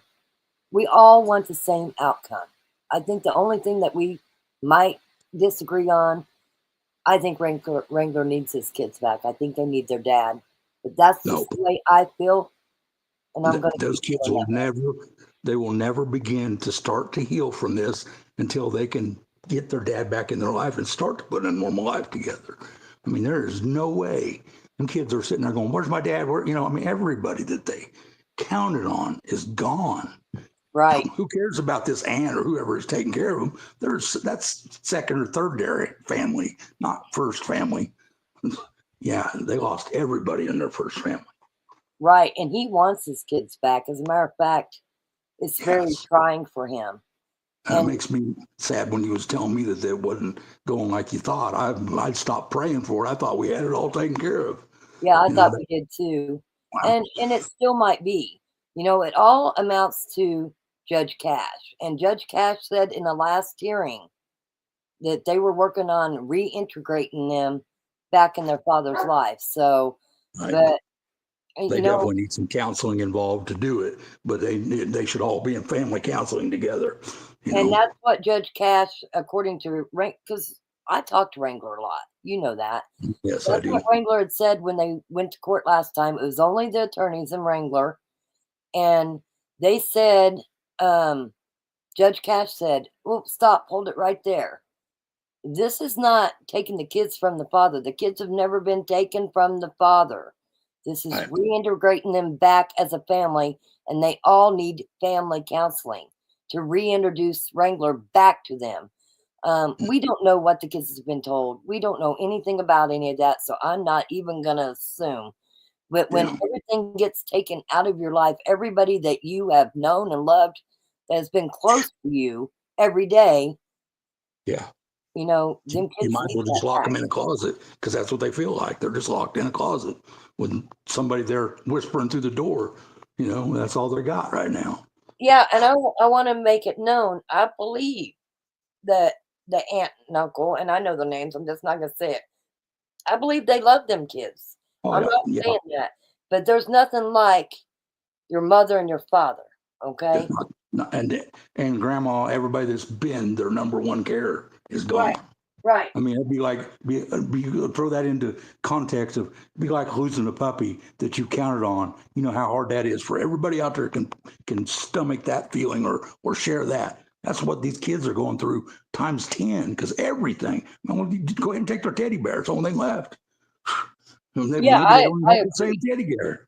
You know, if they haven't got the same teddy bear. Wow. I'm close to my uncles, but you know, I don't get to see them every day, even as a kid. So that would be like picking me up and throwing me in their household that I didn't live with them. You know what? I might have saw them at birthday parties or saw them at Thanksgiving, saw them at Christmas. There's nothing like having your belong parent. for that person to read you a bedtime story. That's the thing. You know, when you lost all of those particular degrees of feeling all at once, man. And like I say, them kids, that bothers me the most. That's what needs to be corrected first. Forget the rest of it. We know Granny's convicted or guilty. Get these kids some treatment. Right. And you know, I used to watch some of Derek's stuff, and you know, there's a guy, I've said his name tonight. You know, he said, "Oh, you know, I'm back home, and hey, did anybody see the Misfits? Because I didn't see any of them." Okay, so the people that laughed at me about the Misfits and the cult, because that's what they are, boom, there it is. They do exist. Yes. So, I'm thinking people that called me a liar and came in here and jumped my ass, there was no cult, no Misfit. There it is. Yeah, it was definitely trying to grow. She was grooming more people into that group, and it wasn't just her. All of them. The way it sounds, Cora is just as guilty from the building of that group as anybody. In fact, probably more. Yeah, she was a founding member. The way it sounded. Yeah, absolutely. Any of them could have stopped it at any time, and they didn't. They did not. And again, I'm going to say this 1,000 times over. Our goal here is justice for Veronica and Julian. 100%. Yeah, believe me, it's not them taking the. Don't get me wrong. I'm not going to say one way or the other on the death penalty because, to be honest with you, I think that's the chicken way out because you got to live with all them choices that you made and them decisions. I think sitting convicted behind somewhere with no, just like BTK, his family don't talk to him. That's a hard way to go. You know, nobody's talking to you. You know, that's the type of treatment that these people need. Nobody talking to them and sit there and rot. I know it's expensive, but man, it's the only torture the only treatment they deserve. Right. And you know, as well as I do. I know that Texas is the quickest to do the death penalty and Oklahoma is second. But still, you're talking a lot of years. It's just like Timothy McVeigh. Timothy McVeigh didn't he get death penalty? And he's out there in Florence with old El Chapo. They said he's one of the people that's not too far away from him in cell. You know, those people need to stew on that. I mean, years. Yeah, that's why you wait that long to get put to death penalty. You at least need that much stewing if you don't need more. Timothy McVeigh is dead. He died. Is he? I thought he said he was out there in quarantine. He was born April 23rd, 1968. He died June 11th, 2001. Really? Yeah. Oh, okay. I thought somebody said that the other day when they was talking about it was in one of those El Chapo videos I sent you, I thought. Yeah. Listen, he died June 11th, 2001 at 33 years old. Cause of death, lethal injection. Wow.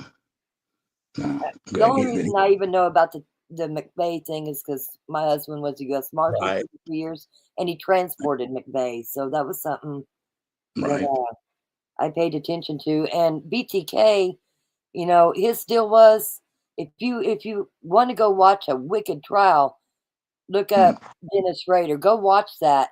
His deal he made with Nola Post and the DA here was he wouldn't get the death penalty. And he would talk about everybody he killed, and he was proud of it. And he went into total detail. It was disgusting. It was absolutely disgusting. Yeah, he enjoyed it. He did. Yeah, he sure did. And he's about dead now. Like they take a shower to him, a portable shower. He hasn't showered in a very long time. One of my very good friends is the head of. He's not like the warden, but he is the head over the guards. I don't know if he's a lieutenant or whatever, but he's been there very very long time. And they were telling me that. Wow. Yeah, yeah, it's crazy. I did some time in that penitentiary, and the one that got me was the guy that took the abortion doctor. Man, he was treated like a king in there. He had so much money on his books, it wasn't even You funny. know what? You're talking about Schroeder. He's still alive. Yeah, and he's like, he has to send money home. He's got so much money everywhere. Yeah, listen to this. This is not a lie. Okay, my neighbor, she's not my neighbor no more.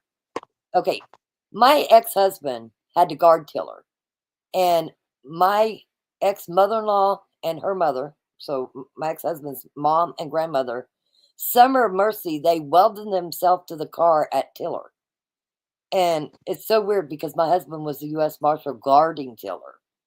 And I would take my kids and to his bowling alley, but my husband was doing his job, and for my kids to see him, a lot of times we had to go to Tiller's house. But anyway, so my neighbor, she's moved now. Her husband works at UPS. Anyway, she went and blew up some abortion clinics in Virginia and then got out of prison and anyway lived on our street.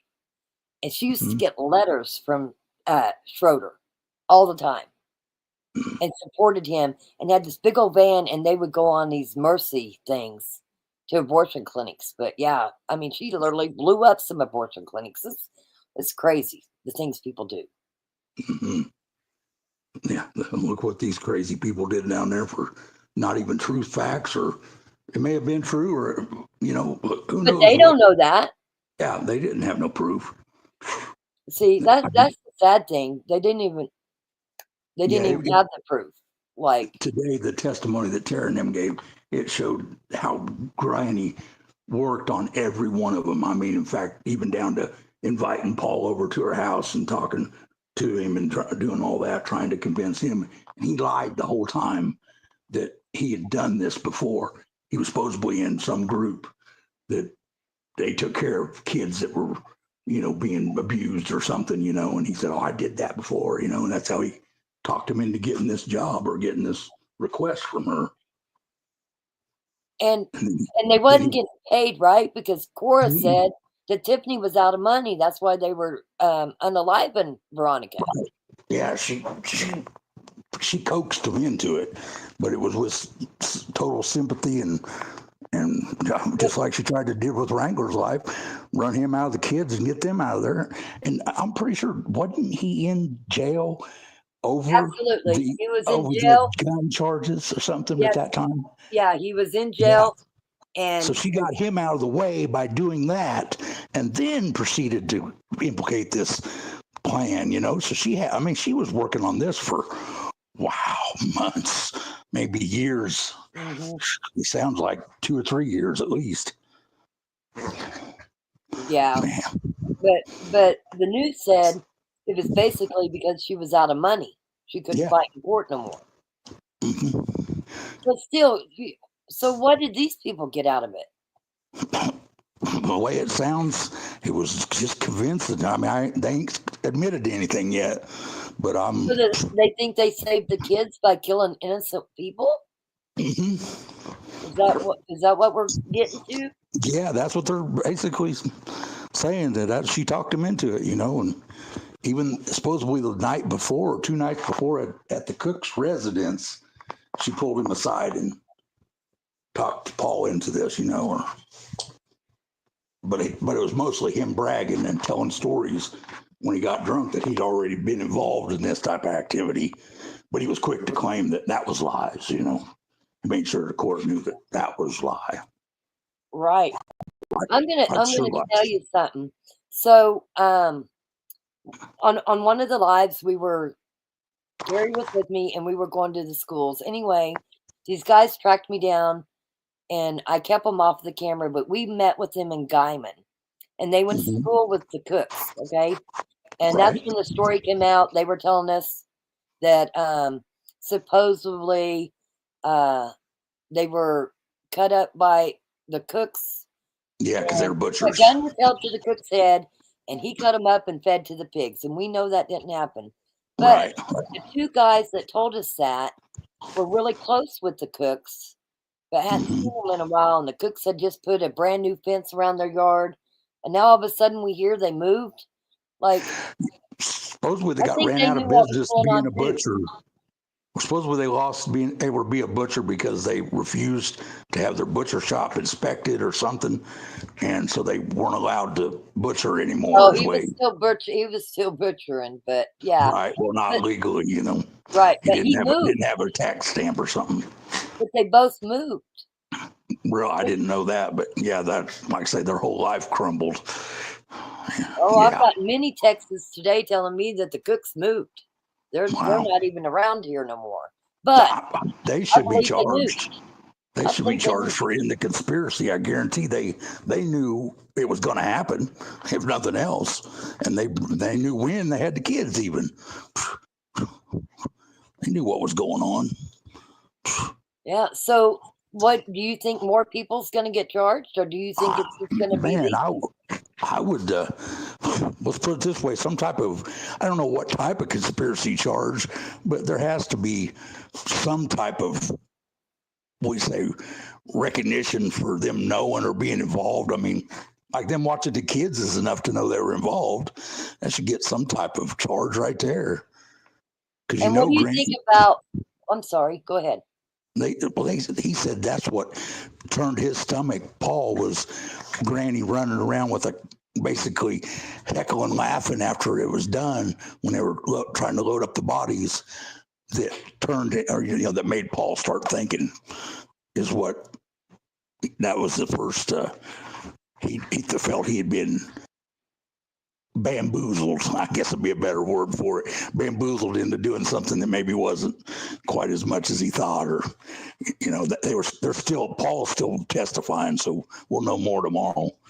Way they, like I said, there's a lot that I was told when I was boots on the ground, and I'm going to tell you this, and man, I hope it's not true. Okay, but a lot of things I've told you guys from the very get-go has been true.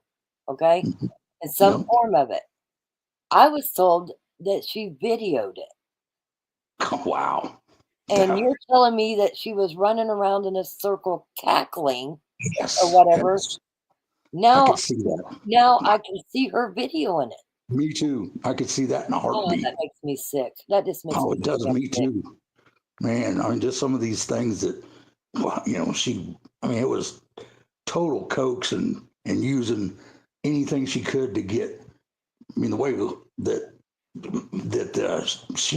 Cora was explaining how she groomed her was really, we say, heart-wrenching to think that, those things were told and you played in on somebody's, I guess, sympathy side. And man, it was just a lot to take.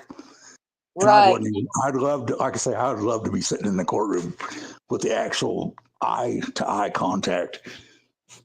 Like I say, that's why I believe that Granny had to do something to get out of not having to sit there and listen to this, because she should have had to sit there too if she was still going to try to face the charges.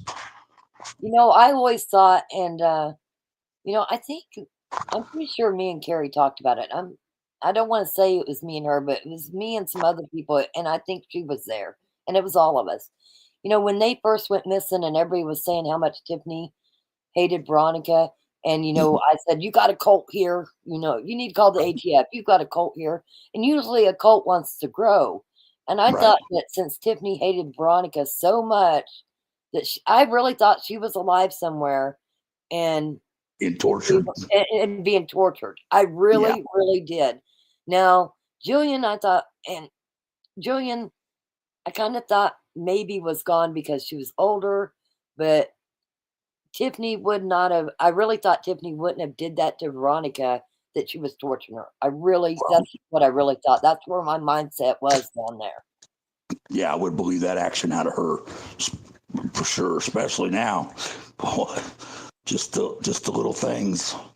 Boy, yeah, she definitely got great thrill out of it. And like I say, that's what he said. That changed his mind. And then he said they struggled to load the body.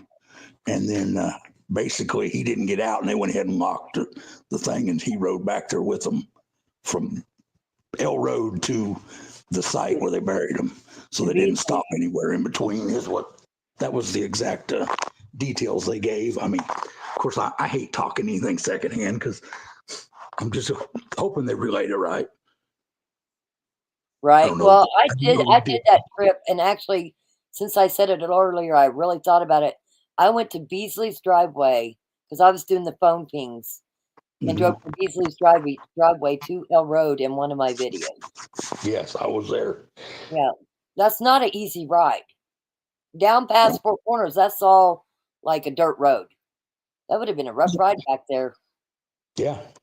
And he said, see, that's what he explained, or this is secondhand, but he explained that that's where his recognition that he thought maybe she wasn't dead because her eyes started rolling. It started, so, and yeah. And then the way he described it, he went over and stabbed her. That was the death.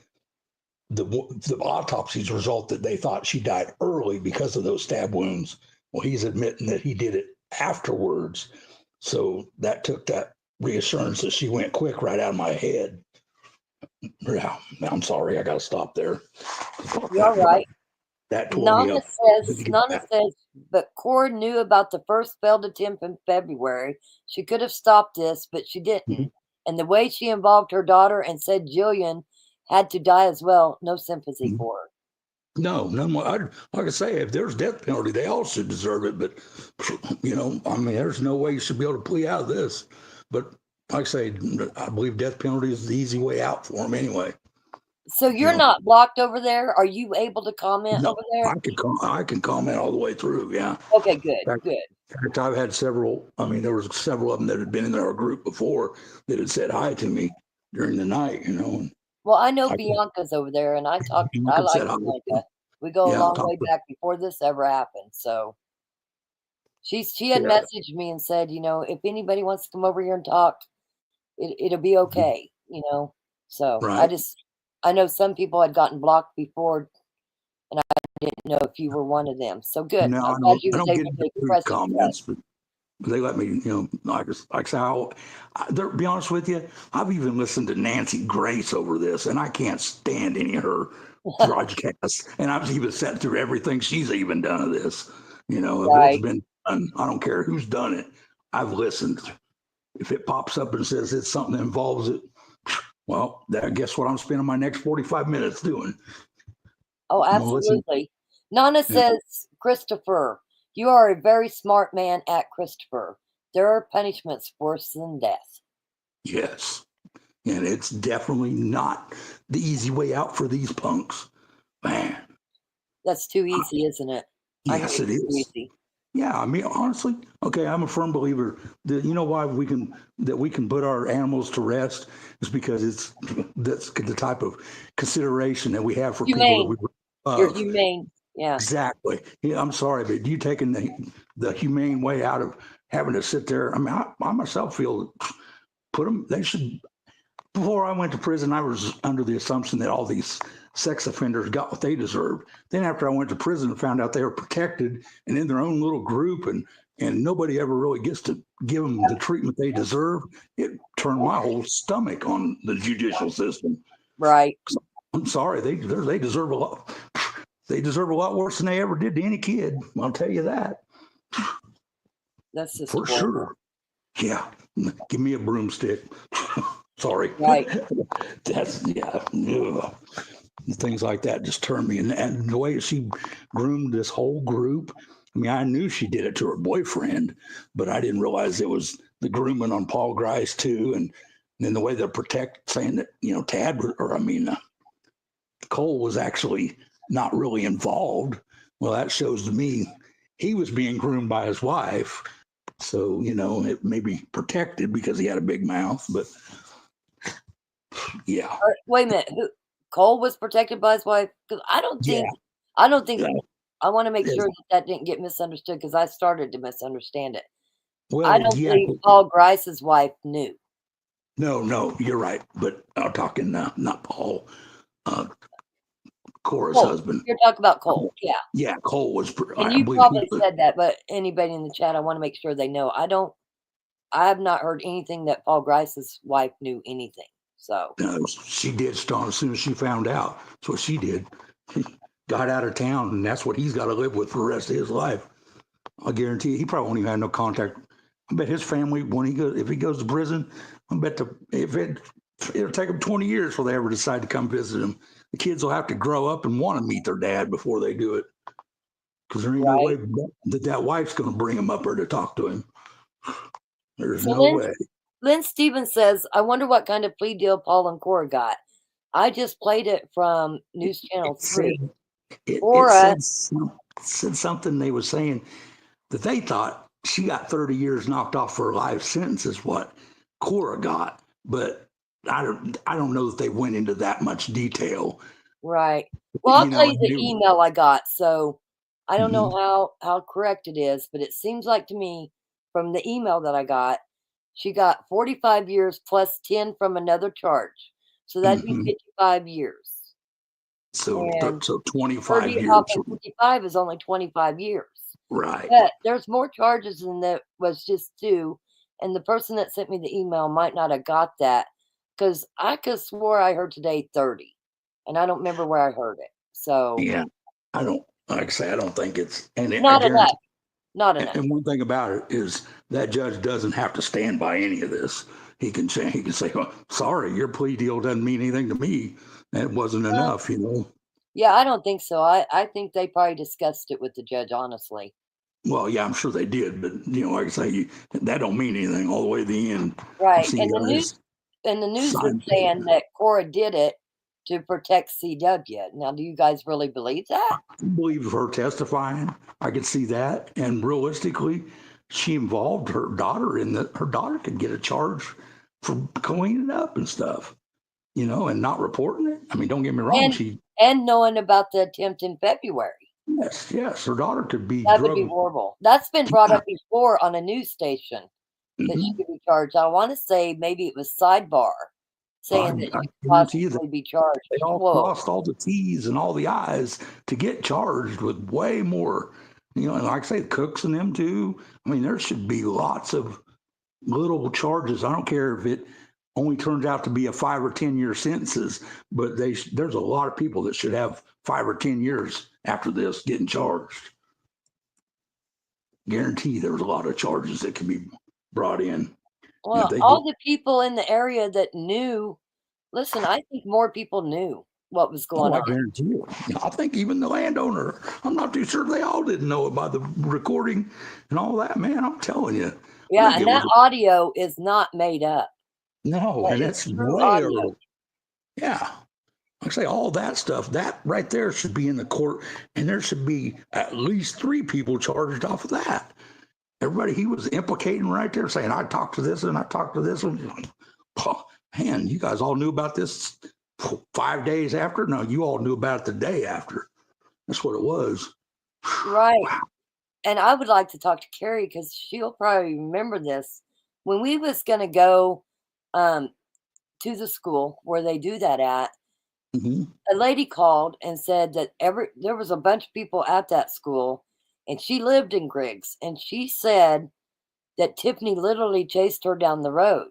So they were paranoid that they didn't even want people that lived in the area driving by. And we were still headed there until Frank Twombly said he could shoot me from 1.5 miles away. And back then the mod said, pull over, Rock, right now. Pull over. You're not going there. Yeah. And I turned around. I didn't go there. Me and Carrie did not go there that day. Right. I was actually listening that day. Because I was still going to go. And they got real shitty with me, and I'm glad they did. They probably saved our lives, honestly. I'll guarantee you I'm going to go to my grave that with all the information that I've got from that area, from all the deaths that happened that they don't even turn in, and all the things that come in, this would have been swept under the rug. Nobody would have known anything. They wasn't looking. I guarantee you, the only reason any of this had to be solved was because somebody was still in the area. Right. I promise you, if you hadn't been down there, this would have been another unidentifiable body or unidentifiable crime that they rode up to the area, because it happens all the time in that area. I'm telling you, there's so many people that's told me their stories, and I'm telling you, this ain't the first time shit like this happened. Yep. So, I guarantee. Then there's They the all case think that they're was in bugged. Johnson, Kansas. That guy, his ex-wife, new husband, their family was very prominent there. And as a matter of fact, your favorite attorneys worked that case. And remember, I played it. Got off that one. They said he was in a well somewhere. Well, they couldn't get the body, so the guy never got charged. Exactly. He had two really good attorneys. He had your attorney. Well, I guarantee it. He don't mess around. Yeah, one time went to a preliminary with him that was scheduled one day. It turned into 3 more dates after that, and by the end of it, they're going, we don't even want to go to court. Yeah, he's the best. He really is the best. He still practices to this day. Yeah. So Sunflower's saying, and I have to agree to a certain extent, but what was Paul's excuse? She says that, Paul's wife knew as soon as he got home with that cut on his finger. I heard his finger was almost completely off. And the cooks came over to help take care of the finger with natural herbs. So you must be from that area, because I have never heard that the cooks came over and took care of Paul Rice's finger. It was in the testimony today. Oh, okay. Paul testified to that. Like I say, here I am secondhand because I didn't hear it, but that was one of the things that was brought up, that he's going to get into some details. I promise you. Yeah, tomorrow's going to be rough. Well, tomorrow is, like I say, I would kill to be there right now just to watch his face, because I know for a fact that he ain't lying about this stuff. He's scared to death, and he's got a lot of, he's not going to have his kids. He lost his whole life. I promise you that. Wow. And some of these details that he's letting out, like he talked about being locked in that trailer, and everything. I'm real interested to see what kind of questions Tad and Cole's attorneys are going to ask. They haven't done the cross-examination on him yet. That's supposed to be in the morning. Yeah, that's what the news said. That's what they stopped right there. Wow. So that'll be the first thing in the morning, and he's got all night to think of. Wow, it's kind of odd that they wouldn't get to cross-examine before they took a break. I wouldn't have been shocked to say that this went to 8 or 10 o'clock at night, just because you can't take a break in the middle of that testimony. They will. They'll stop. What time did they stop today? Did they say? It must have been. I bet like 5 o'clock, I think. Somewhere close to there. Yeah, because they were back in the motel trying to figure it out. They had technical difficulties for first hour they were on there, so it took them long to really get into it. And then, and like I said, the stuff though that they did get, wow. And they was late getting back from lunch, so they missed part of the. I think it was right after lunch, so it must have been still cross-examination on Cora that was going on after lunch. Mm-hmm. So they must not have got her done until then. So Sunflower says Paul's wife did go to the meeting, but I don't think she knew Paul was to kill Veronica. Was that discussed today too? Mm-hmm. That's what they was talking about. I mean, her and Carrie gave up a very, very detailed. I mean, they must have been writing everything down, because I mean, you have to. Yeah, you know what I'm saying, though. It was very detailed, and they didn't leave anything out, I mean, I'm sure hoping that they're stating facts, because I'm sure got it in my brain like it was facts. Oh, I think they are. Yeah, I do too. They are. But you know what I'm saying? It's logged in there. Let's put it this way. In a year, if you ask me about it, I'm going to say, well, that's not what that was told, because I listened to it, I promise you that, wow, it took, the way it sounds, it took like several months to get Paul talked into doing it. And it was really after the fail of them trying to throw, which they said today it wasn't an anvil, it was a vise, which makes more sense because vices are more on the back of work trucks. Right, And right. and that tried to throw a vise through the windshields of what they had planned. And they said if her boyfriend was with her, that their plan was to take it out anyway. So they had that roped out or planned out. And then after that attempt failed, then she worked into talking Paul into doing this hands-on deal, going, we don't have a choice, basically the way they were describing it. I'm trying to get what a vice is, but it's just saying a habit or behavior. A vice is a clamp. Yeah, a clamp, if you was to a pipe into it. Understand something. Okay. So something that screws and closes. I know what you're talking about. But Okay. real heavy metal. Yeah. Both an anvil's I get it. Anvil solid, a vice is removable. In fact, vices fall off more than anvils. They don't normally put on trucks. Right. They'll have one of those. Somebody was watching too much Roadrunner. Exactly. Yeah, exactly. Yeah, and wasn't very good at it. So only seen the Acme sign and called it. Wow. But yeah, that was what actually. This what they did today was awesome. I would love to be sitting there next to them to see this and they had both of them in there. They said they was only letting one person from each news crew. Well, they must be listed as two different. They probably got there very early this morning and got in before they started cutting out who could go in. Right. Yeah, I'm sure. Like I say that. There was people offering, if you're going to miss lunch, well, we'll bring you up hot dogs. You don't need to leave. Right. It's like, well, that's what I'm saying. They, like I say, they did a very, very good reporting job on it. Well, they've gotten pretty close with the family too, if nothing else. One of them could go in with the family, probably. Right. Yeah, they said, that during the testimony of the actual riding the trailer got a lot of the family. Said the judge had to stop it and kind of tell them if it didn't calm down, they'd ask to be escorted out or whatever. I'd be a hot mess too. I don't blame them. Man, I wouldn't be able to control my emotions. That'd be one. If that was my daughter, I'd be over that wall and forget it. I'm gonna take him out right here. Well, if you remember the first court hearing, Veronica's dad went after them. Mm-hmm. That's why he's sitting in the back of the court now. Yep. I'm telling you, that courtroom's really small. It wouldn't be small enough for me. I'm for sure of that. If that was my daughter, oh man, I couldn't even imagine that. It was totally, wow, uncalculated.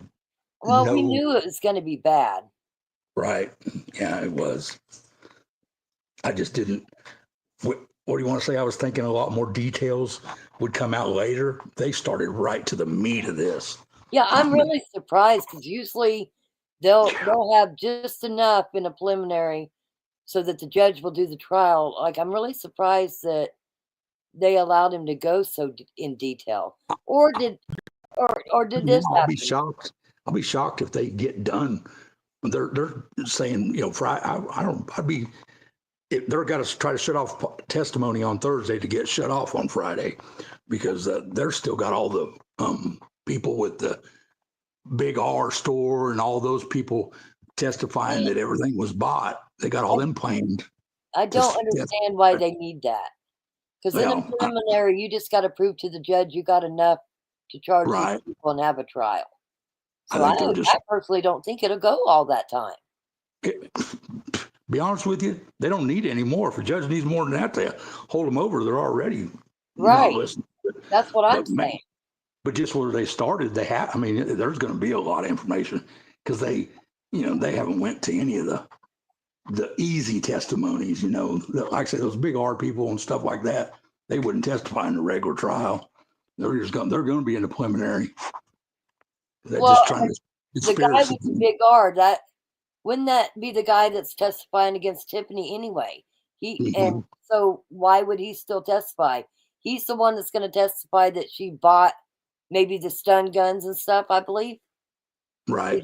So now that she's waived And her, and justify that the kids were in there. That's what is they're gonna have to justify that charge. yeah, but at this point, that was only against Tiffany, and she's not in the equation at this moment.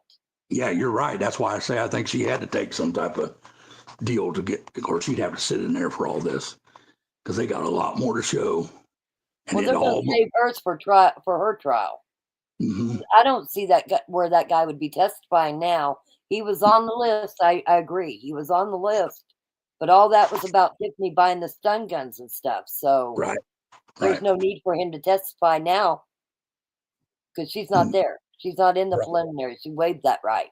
Yeah, you're I mean, right. that's Yeah, my because opinion. I could be wrong. So no, you're definitely right. Like I say, I feel that she had to take something. I mean, in order for them to move her out of that room, either she's going to testify in this preliminary because she's already made some very crucial statements, or they, or they would have to prove those third and fourth charges of the kids and all that. So, yeah, absolutely. yeah, it's definitely coming. Man, and like I say, I'd love to be there. I guarantee tomorrow's going to be a good one. Wish this was on court TV. I do wish it was on court TV. And when the trial goes, it might end up in Oklahoma City. It might end up on court TV. Right now, it's just a preliminary. I'm going to be honest with you. I wouldn't want to be in that little courtroom at all. But that's me. No, But I've said that way back from the beginning. It'd be awesome because you're only going to be 10 feet, 15 feet from them. You'd be able to tell. I can look someone in the eyes and tell them when they're lying. Right. Making Well, things I would actually like to see the emotions of Cora and Paul when they were testifying. They said after lunch, Cora looked like a washed out wash rag because she'd been crying over lunch the whole time, the way it looked. Oh, wow. Yeah, that's what. So they said you could tell that she had broke. And then they had cross-examination after lunch on her, and it got pretty intense. Still, she was like, couldn't even hold her head up, they were saying. Yeah. Yeah, Sunflower says the death was worse than I thought. I knew it was bad, but what Paul said he did was horrific. This is being done to maybe get Tad and Cole to plead guilty because they want trial. Well, yeah. I don't know why anybody would want to do anything except for say, I'll take whatever you're going to give me right now. Because they're going to hope that the attorneys can find something that went wrong to get them out of it. Plus, when you know as well as I do, you got to have all 12 people agree, and it just takes one of the 12. So I believe that Tad, Cole, and Tiffany will take it all the way. So your thoughts of them saying, okay, I'm busted. Listen, it just takes one to get them out. True. And so I believe that, and I don't want to see that happen. I want them all charged. But I don't see them saying, okay, just give me a plea deal. I don't see that. But with that said, Christopher, that pretty much they can go all the way up to trial. And then the day of trial, do a plea deal. Yeah. So it's not necessary that they have to do it right now. It could very well happen the day of the trial. I've seen it too many times. So, that's why I kind of figured they'd make her sit there and kind of take it in if she didn't have something already in the works, Well, you can bet your ass she watched it on the TV. I don't know. I bet she couldn't. Yeah, they do.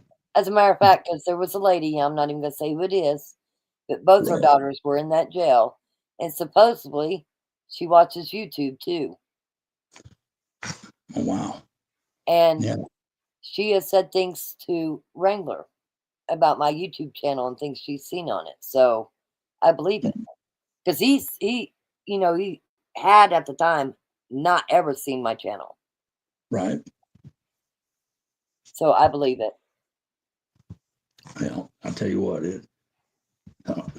heartless cowards that could even come up with a plan that they thought, that they convinced them, we're going to get away with it. or we wouldn't be pulling it off. Wow. Boy, it sure didn't have any brains installed when they thought they were getting away with it. Yeah, Sunflower. Okay, so I want to redo this. So yes, when she was arrested, the news said that Tiffany said it was all her. We don't know that. We only know what the news said. I want to Right. make sure that that's known, because this next comment says, that's Tad and Cole thinking, wait, TA did plead guilty. I'm almost positive. No, TA, supposedly the day she was arrested, she said it was all on her, but that's not pleading guilty.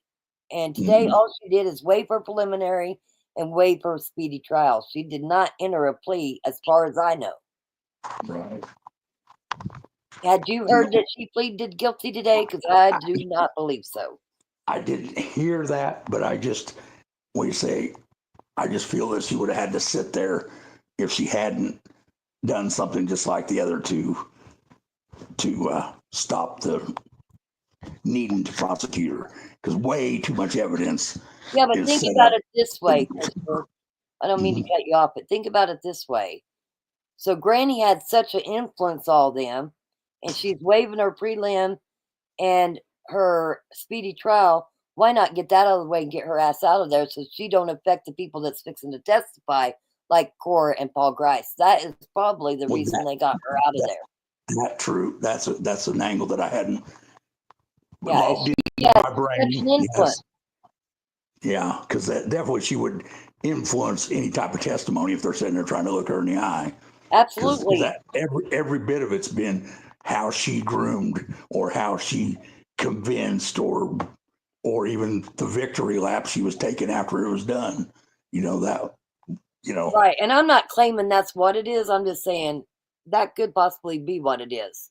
Get her in, get her out so that they can do their testimony without her there and her influencing them or making a snide remark or anything. Let them be able to say what they want to say. Mhm. I don't know. It wouldn't surprise me tomorrow if they don't walk in there and the other two both be going, we'll take a plea deal right now too. Let's stop this from happening, because we are already too far gone. I think they'll take it all the way to trial. That's what I think. Stubborn, and I believe they'll take it all the way to trial. Do I wish they would just plead guilty? Absolutely. I hate to see the family go through all this. This is horrible. Yeah, I didn't want to know. I didn't want to know the truth about the ride over in the trailer with that. Just, I mean, I'm sorry, that one broke my heart, because I'd always had the impression that, that was a very quick over, and even the autopsy, and then he goes and gives us testimony that defeats that purpose in my head that she went quick. Wow, man, Julian did not deserve even a little bit, even, definitely. The other way, if they were justifying because of family members doing stuff, she didn't have an ounce of nothing involved in this. She was doing her job. Yeah, and man, and not even being a regular, or even, I believe, honestly, I don't think she ever did a visit before. Yes, she did, because Wrangler knew her. Oh, really? Okay, She so she used did to a couple. do all the visits. According to Okay. Wrangler, Jillian used to do all the visits because I asked him. Oh, I okay. said, you probably don't even know Jillian. And he said, oh, absolutely. She used to do all the visits before my mom got the other lady. Oh, wow. Okay, I didn't know Wrangler that. didn't know the other lady doing the visits, but he knew Jillian. Okay. Well, at least there was friendship involved there, but I mean, I thought it was, more of like just once or twice, because either way, it's ridiculous to see somebody trying to help somebody out, and I'm just as interested. I want to see how the husband's taking it. I'd love to see him up there doing his thing and being active. I'd love to see that happening already. Whose husband? Julian's. I don't think Keith will come back for any of this. I was hoping he would be up preaching and running the church that he went to, and you showed me today that he hadn't I look all the time. I try to Yeah, Willow. that, Yeah. You know, that it. he's got kids. This is a Mhm. lot. It It's a was hard lot. enough to watch that celebration of life, just and then to not try to stay involved in his life. I Well, he wanted to stayed see. strong so long that when he got to Nebraska, he broke, is the way I Right. understood it. And Wow. I understand. Yeah, He me stayed too. really strong here, and I heard he was having a really hard time. So, Yeah. from a person that says they're very close to him. So, I'll just leave it at that. I don't know whether it's true or not, but we do pray for him and Mean hope that. that they can do the best that they can. Yes, that's one thing I'm going to say right now. Is Father God, we want you to come in and step in for all these families, all these secrets that are being revolved, or I'm going to say revolved, or exposed that are happening today. Please give them a comforting ear and please help this to go smoother. Thank you, Father God. We know you answer our prayers when we don't even ask. Amen. Amen. Man, this was a hard. It was seriously. This has been a hard day. I know. I feel like my heart's been twisted, like really Mhm. twisted. It's Yeah, so sad. I honestly do feel sorry for the families. I thought we was gonna have like autopsy stuff for not starting out right away with the. Wow. Well, I mean, Paul and Cora's got to prove to them that prove to the judge and the prosecutors that they are dead set Yeah. on on their plea deal. And Right. listen, I'll be honest with what I saw on the news. I'm not so sure Cora is telling the truth, but she should be. Because I she's think she risking might. her daughter again if she's not telling the truth. I do. I believe that she may be candy coating it a little bit too. I think she's trying to protect her husband, but I'm not there. I'm just Yeah. watching the news reports, but Me some too. things are not adding up with her in my eyes, but I'm not there. So, I don't know though the way. I guess she explained or perjury. I she kept went saying it into all day, detail perjury.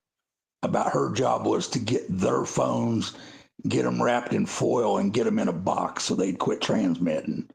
That was her main duty, supposedly. And she did go into detail on that, and then went into details of what she seen when she was doing that. So, wow, yeah, it went into pretty good detail there. Yeah, it was a lot to take in. I'm sure the families, well, they probably won't even get no sleep. That's a lot. It's Oh a man, lot for us outsiders to hear, let alone family. because my family right now, I'd be crawling into that jail. I know that. Wow. Well, when it comes, you say, I'm, listen, I have two daughters that was abused by my nephew, and you say if anything happens to your kids, you'll kill them. You'll kill the person. When it came down to it, I couldn't do that for the fact that somebody need to be around for my kids. So with that said, we can say it a lot, but when it comes down to it, you really can't do Yes, you're what we right. want to do. I Boy, mean, it sure would make me feel better. I know it I'm, would. yeah, I I mean, it know was it just, would, and I'm with you on it. I'm with you on it. man, that is just uncalled for. I mean, I'm the type of person, I see somebody getting into the wife, I'm gonna walk up there and slap him, It's like, sorry, dude, I don't even know the whole story, but I'm not real good at that. And that would be a case here that, wow, there'd be no way these Right. people, and to think to hear Paul, I shouldn't say hear it, but hear it secondhand, that he was just bragging and telling false stories to get into being asked to do this. Boy, that is Well, just it's one thing to tell a story, but it's another thing. Nothing made him follow through with this other than himself. exactly. Yeah, and did it all off bragging. You know, if he wasn't drunk when he did this, he. Uh-oh. Crap. Let me drop the link in. Christopher, you somehow kicked yourself out. Let's get Christopher back. Brian Rambles, I see you here. It's good to see you, love. We are going over the Kansas case. We are in the preliminary, and 2 of the people have taken plea deals and was testifying today. It says your device is not connected. I dropped the link. Oh, there you are. Okay. It just didn't. I don't know what it did. You are. Your video's showing. If you want to take your camera off, you can. Oh, look at that doggy. There you go. That's my dog, Rain, and she's wanting to wrestle. Right. Beautiful dog. Yeah, Brian rambling's here, and he says, "Rough, my babies." Mm-hmm. She's my savior. I'm telling you. Yes, she is. Yes, she is. I know she is too. And listen, I want everybody in the chat to know, Christopher takes this very seriously, and he really does care. Oh man, you've taken this completely to heart, and I know it, and I love you for it. I truly love you for it. Well, like I said earlier, I've made this statement several times. You're the only therapy that I need, and I'm definitely a full brick shy of a load that I should say your therapy keeps me going every day. And when you're not around, man, it's like, what do I do? My day's not the same, you know? Well, I appreciate that, because if it wasn't for you guys, I wouldn't be doing this channel. I'll be honest with you. I would not be doing this channel if it wasn't for you guys. Well, I can tell you, man. Sure, I'm not doing it to make any money. Well, I didn't get a chance for all of us. Well, I can tell you that I've had this last couple of weeks, I've actually got to talk back with my son. Of course, it's just by text, but it's slowly coming. And I got a granddaughter that'll be 8 years old in January. I've never met, but all these situations are starting to come to fruit. All the things that I've been praying about and been being very earnest with it, man, it's starting to come around. And you know, God's out there. He don't do things to make you punish all life. You just question the things that happen because you sure the trials and tribulations that you go through, man, they're there to make you stronger. And what do you say, guide you in the right direction. And I'm telling you. Right now, do they live in the state? No, they live in Florida.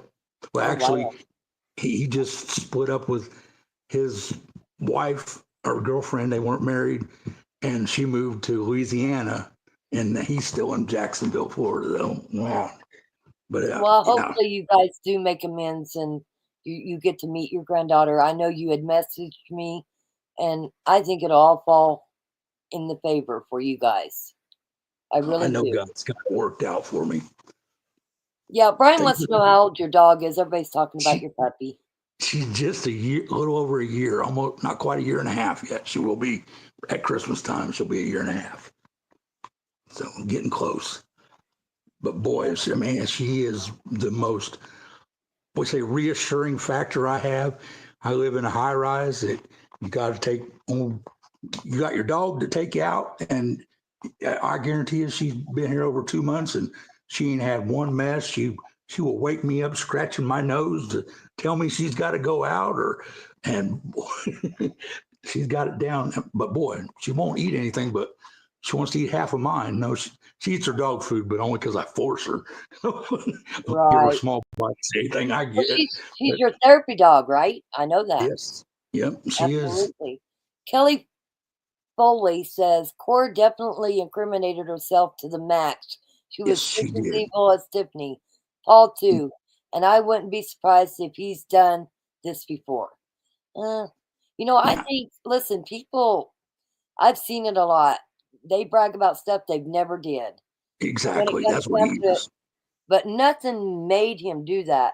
I mean, Tiffany might have, I'm not defending Tiffany, but also I'm not going to take away from their adults and they know right from wrong. Yes. So we can blame Tiffany all we want to, but listen, at some point, yeah, they could all say, Cora and everybody else has to take their own responsibilities. They are grown-ass adults here. Yes. So I want to make sure that is said. I in no way am protecting Tiffany. I'm just saying they're all adults, and any one of them could have called this off at any moment. They could have done anything from giving a tip to give them the head to get out of there, you know? Exactly. Wow. I mean, it was all the way to the end. I Well, was sure hoping. when Wrangler's grandma was talking to me, she was saying all kinds of stuff, and she said that she warned. She said that she warned Veronica, and if she warned Veronica, her fiance was a Hugoton police officer.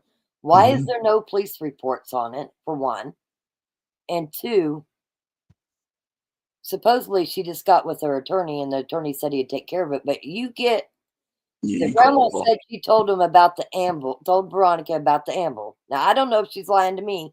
This was way back. If she did that, her fiance is a police officer. Why is there not a police report done? I'm really confused on that. A lot of balls that were dropped that should have. That tells me Veronica probably didn't know. Right.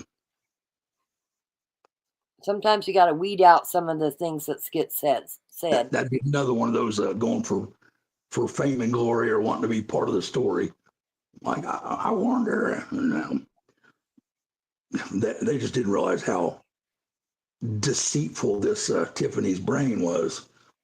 Well, they have to have some deceitful in themselves too to let it affect them. That's what I'm saying. So Christopher, I love you to death, but and I know you enjoy my show. But if I take you and Brian ramblings and I say, hey, we got to go take care of my nephew because he raped two of my girls, you guys are going to go kill him? Oh, and by the way, he's going to have a friend with him. It's an innocent person, but it's this collateral damage. You guys couldn't do that. Not on the spur of the moment. I've had a whole lot better plan than that. But you know what I mean? But still, you wouldn't take an innocent life. No way. That's for sure. That's what's got me. They knew that there would be a supervised visitation person there that has nothing to do with this other than doing their job. Yeah. And they made the conscious decision to do this. They're all equally guilty. Yes, Tiffany orchestrated it, kept it in motion. But these are grown-ass adults. They knew better. I'm not going to take the easy way out and say, oh, horrible granny, because I do think she's horrible. She's to blame for all of it. Every damn one of them's to blame. Every damn one of them. Yep. Yeah, I was sure thinking that I was going to hear something like, oh, she promised $100,000 or something to, but. Well, everybody said that the Twombleys used to do cattle. They went broke. Their electricity always got shut off. I really thought they did it for money. They all did it because they was part of Gods Misfits. I don't get that. I'm sorry. Somehow, I guess this group was going to make them all back rich again or something, because they all had money in their eyes. They're all broken. He had no money. Yeah, but you know what I'm saying, though. That's what they were convinced on some wild hymn that this sovereign citizen thing was going to change their lives, or I don't know. Like I say, it'd take a lot of brainwashing. Right, and like Ricochet said, we're okay with it too. Have you checked out that seminar that they were saying that she was watching? I guess you probably haven't seen that yet. Some seminar was what they were watching when the first time Paul Grice supposedly come over to get a dog from Cora and Paul, or Cora and Cole, or Cora and Aunt Cole. And then that's when they started talking, and they were watching some sovereign citizen seminar, or some way that you make some claim. Basically, the letter that he wrote, that big 16 or 18 page letter that he wrote, claiming he wasn't U.S. nothing, or right, that he took into Cimarron County. Supposedly that was part of this class, and that you had to go through so many steps to get certified, but like they wasn't having any luck getting certified or something. I don't know. There's a lot more sovereign citizens that did that, and people in this chat that are sovereign citizens, they might be hiding in the back, that has also did that, but they're not out killing people. Right. But you know what I'm saying? No, that was where absolutely. I do know were what just talking about. That's what started the bond ship, and then they turned it into well, let's just start praying while we're there. And, so then whatever their kinship was. But yeah, it sounded like it was a long time brainwash and a lot of alcohol told stories that they had to live up to these expectations that they'd built. Oh, I'm this person, or I'm this person. And like I say, though, with that stepson death being not so lock, stock, and barrel, and Yeah, and they were away at a 4-H thing when they found out he died and didn't even come back. That's just crazy. yeah, And the dog died with him in the truck in the field. That's yeah, just crazy. That's straight up crazy. Also, I was gonna say, you guys might have been in chat, you might not have. I replayed from April 17th the statement that Tiffany's previous lawyer had gave. yes. And he said that area is known for not caring about your dollar and not wanting to do anything with the government. He states that on April 17th that was the one area is known for that.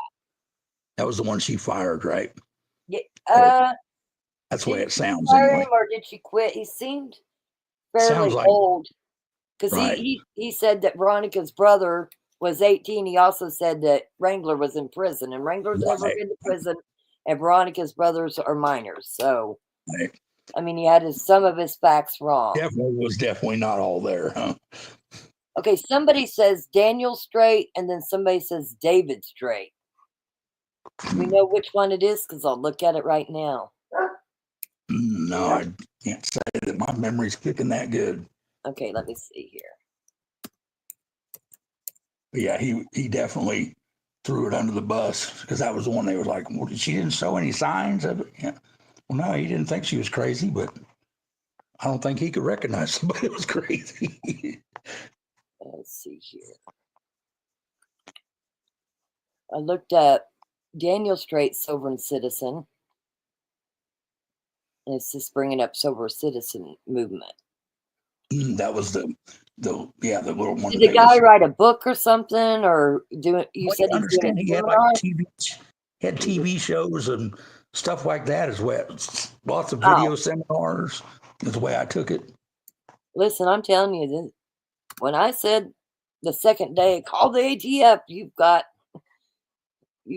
a cult here. I wasn't kidding. David Strait is a prominent. Here we go. I'm gonna add this so that we can look at it. Yeah, it'll take me a couple of times to listen to the Terra and them broadcast to get all the things in my head, but it was a very good one. I'll guarantee you that. Okay. Let's see here. I'm going to read this. Ooh, what happened here?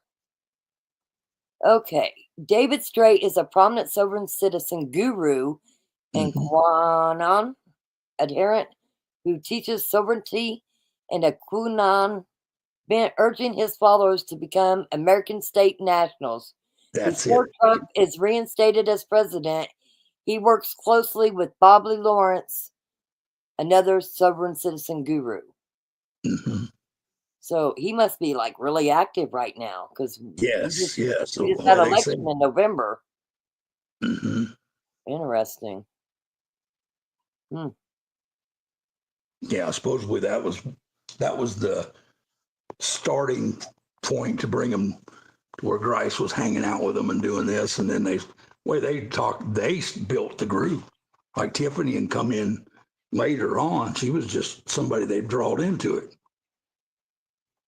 Oh, so they already had the group? Yeah, they started without her, and that her and her boy then come in after all, and then the cooks come in, and so she went into details about how it was first formed, and I mean they were saying quite a few people, and lots of younger kids that were in it, were always there with their parents.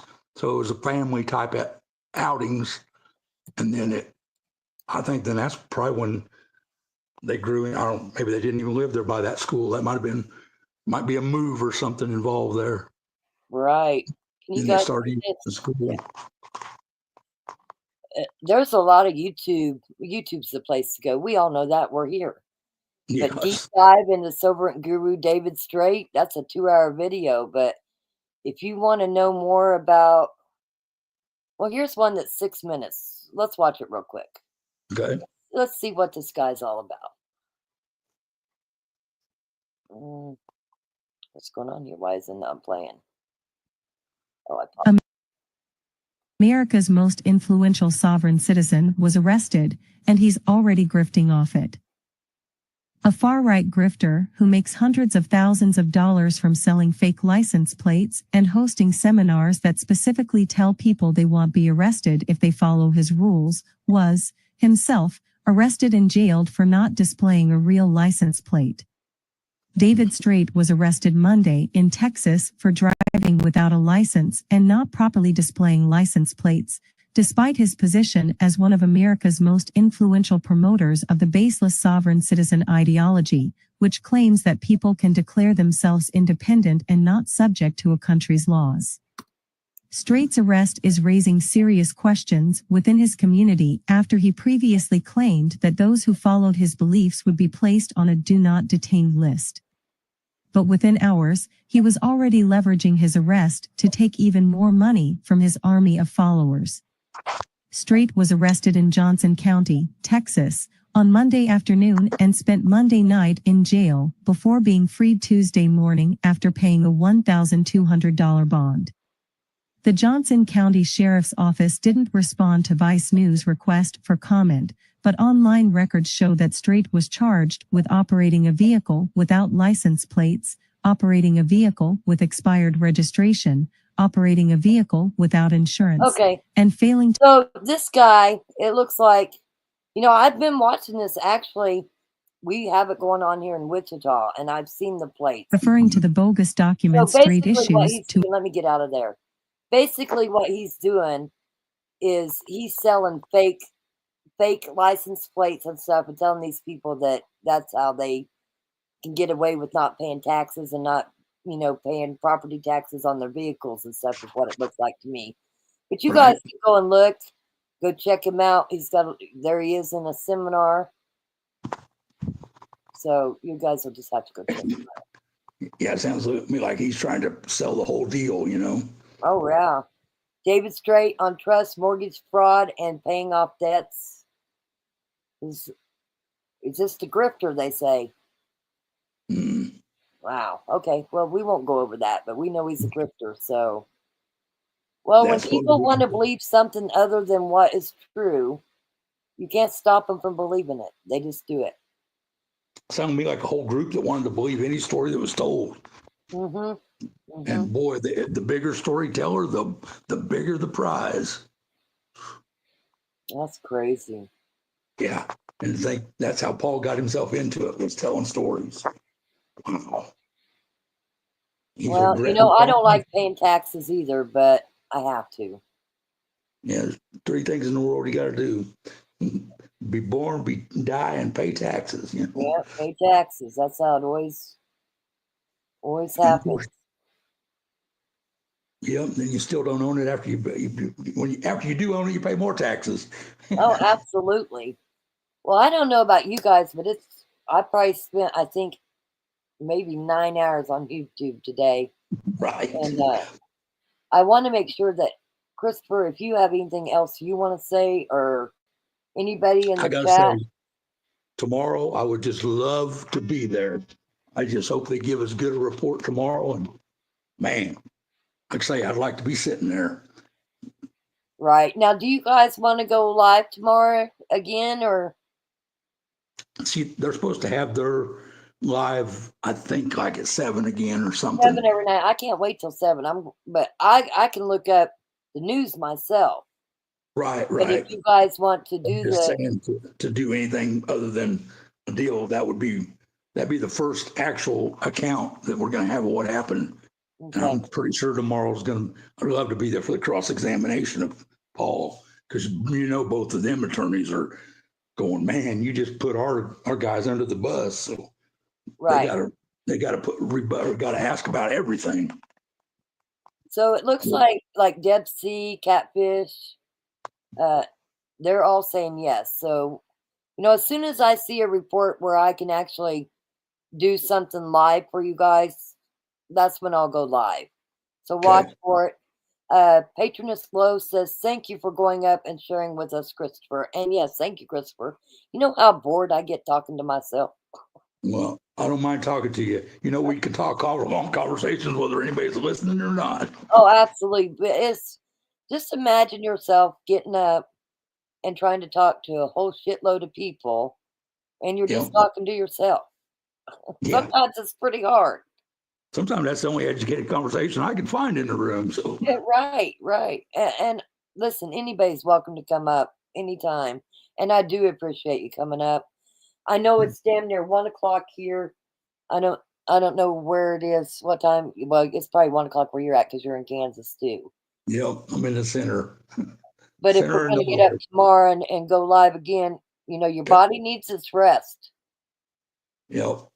But My I dog don't wants to want to go. close my live if there's somebody struggling or having a Right. hard time right now. I need to know because I don't Yes. want to leave with somebody on the edge. I'll stay up all Especially night with for the you. strong points that we exposed today. Boy, Yeah, it was a lot. That's why I'm saying, this was. if there is anybody out there that needs talked to or something, that there was a lot done today, and I will stay up with you all night. I'm that person. But otherwise, we need to get rest, and there's going to be more tomorrow, and it's going to be rough. Hmm. So I don't Yes, want to indeed. cut anybody off at 1 o'clock, and I've been going at this since 10 this morning. Right. Yeah, my dog's saying it's time to go outside. Yeah, she's looking at me like, well, we got to go outside, Dad. Yeah, and Christopher, if you want to come up with me tomorrow, you're more than anybody's welcome to come up. Like absolutely. I Well, I don't can tell you that know it all. after I watch the other thing and I get a good thing and I always say I got some points, I'm more than willing to come talk. We're gonna Right. get some. I'm just hoping that no. Like I say, I'd like to be there. Man, there'd be nothing better than having to go off of a third point. Yeah. Second point's bad Ricochet says enough. I'm good, or at least as much as anyone can be with this garbage. I appreciate that, Ricochet, but I also know that this is probably affecting a lot of people, and nobody's out there alone. So I want to make Definitely. sure. Okay. Well, Christopher, it looks like everybody's okay. Chat. The people in the back, if you need to hit me up, my email's there. Again, Christopher, you know how to get a hold of me anytime. Brian Rambles, you know how to get a hold of me. I hope you all have a blessed evening. What's left of it? Morning. Let's go ahead and say it's morning. It is. Some rest Time to and make the donuts. That's what it'd be, the old commercial. It's time to make the donuts. Was that yeah, Dunkin's or no? I can't remember what donut thing was. It was Dunkin's, wasn't it? Dunkin' Donuts. Yep, time to make the Time to donuts. make the donuts. So Right, ma'am. absolutely, and we'll definitely see everybody tomorrow. Much love to everyone. And Christopher, I'll definitely be talking to you tomorrow too. All righty. You have a good one, ma'am. Yeah, you don't have to call me ma'am, but I appreciate it. Much If love I to you. didn't, I would have got spanked by my mama Yeah, I know. I love that about you. and run up and open the grocery store doors too. I don't care what you're doing, son. You get up there and help them in. Oh, I love it. I love it. And to the chat, God bless all of you. Rock tomorrow, if you could, would you just let Dago that the blue Alvar is me? Thank you. Yes, I will. I will. Okay, much love to everybody here, and we'll see each other tomorrow. Have a good morning. Get some rest. Brian, I don't talk to Dago, but I'll try. I'll I'll see who I know that's modding over there and let them know it's you. They should be able to tell by your chat that it's you, though. Okay, much love to all you. We will see you tomorrow. Heather, much love to you. Oh, there you go, Brian. Okay, Heather, that's Brian Ramblings. He's the blue. He messed up his orange one, and they blocked him off because they think someone was trying to impersonate him. Brian, Heather says she can tell them. Brian says that is what I thought. Okay, so Heather, you're still a mod over there. Can you take care of Brian and let Dago know that Brian is the blue Brian Rambles? That's actually Brian Ramblings. There you go, Brian. She's got you taken care of. All right. Good night to everybody. Much love. We are out of here. We'll see you tomorrow.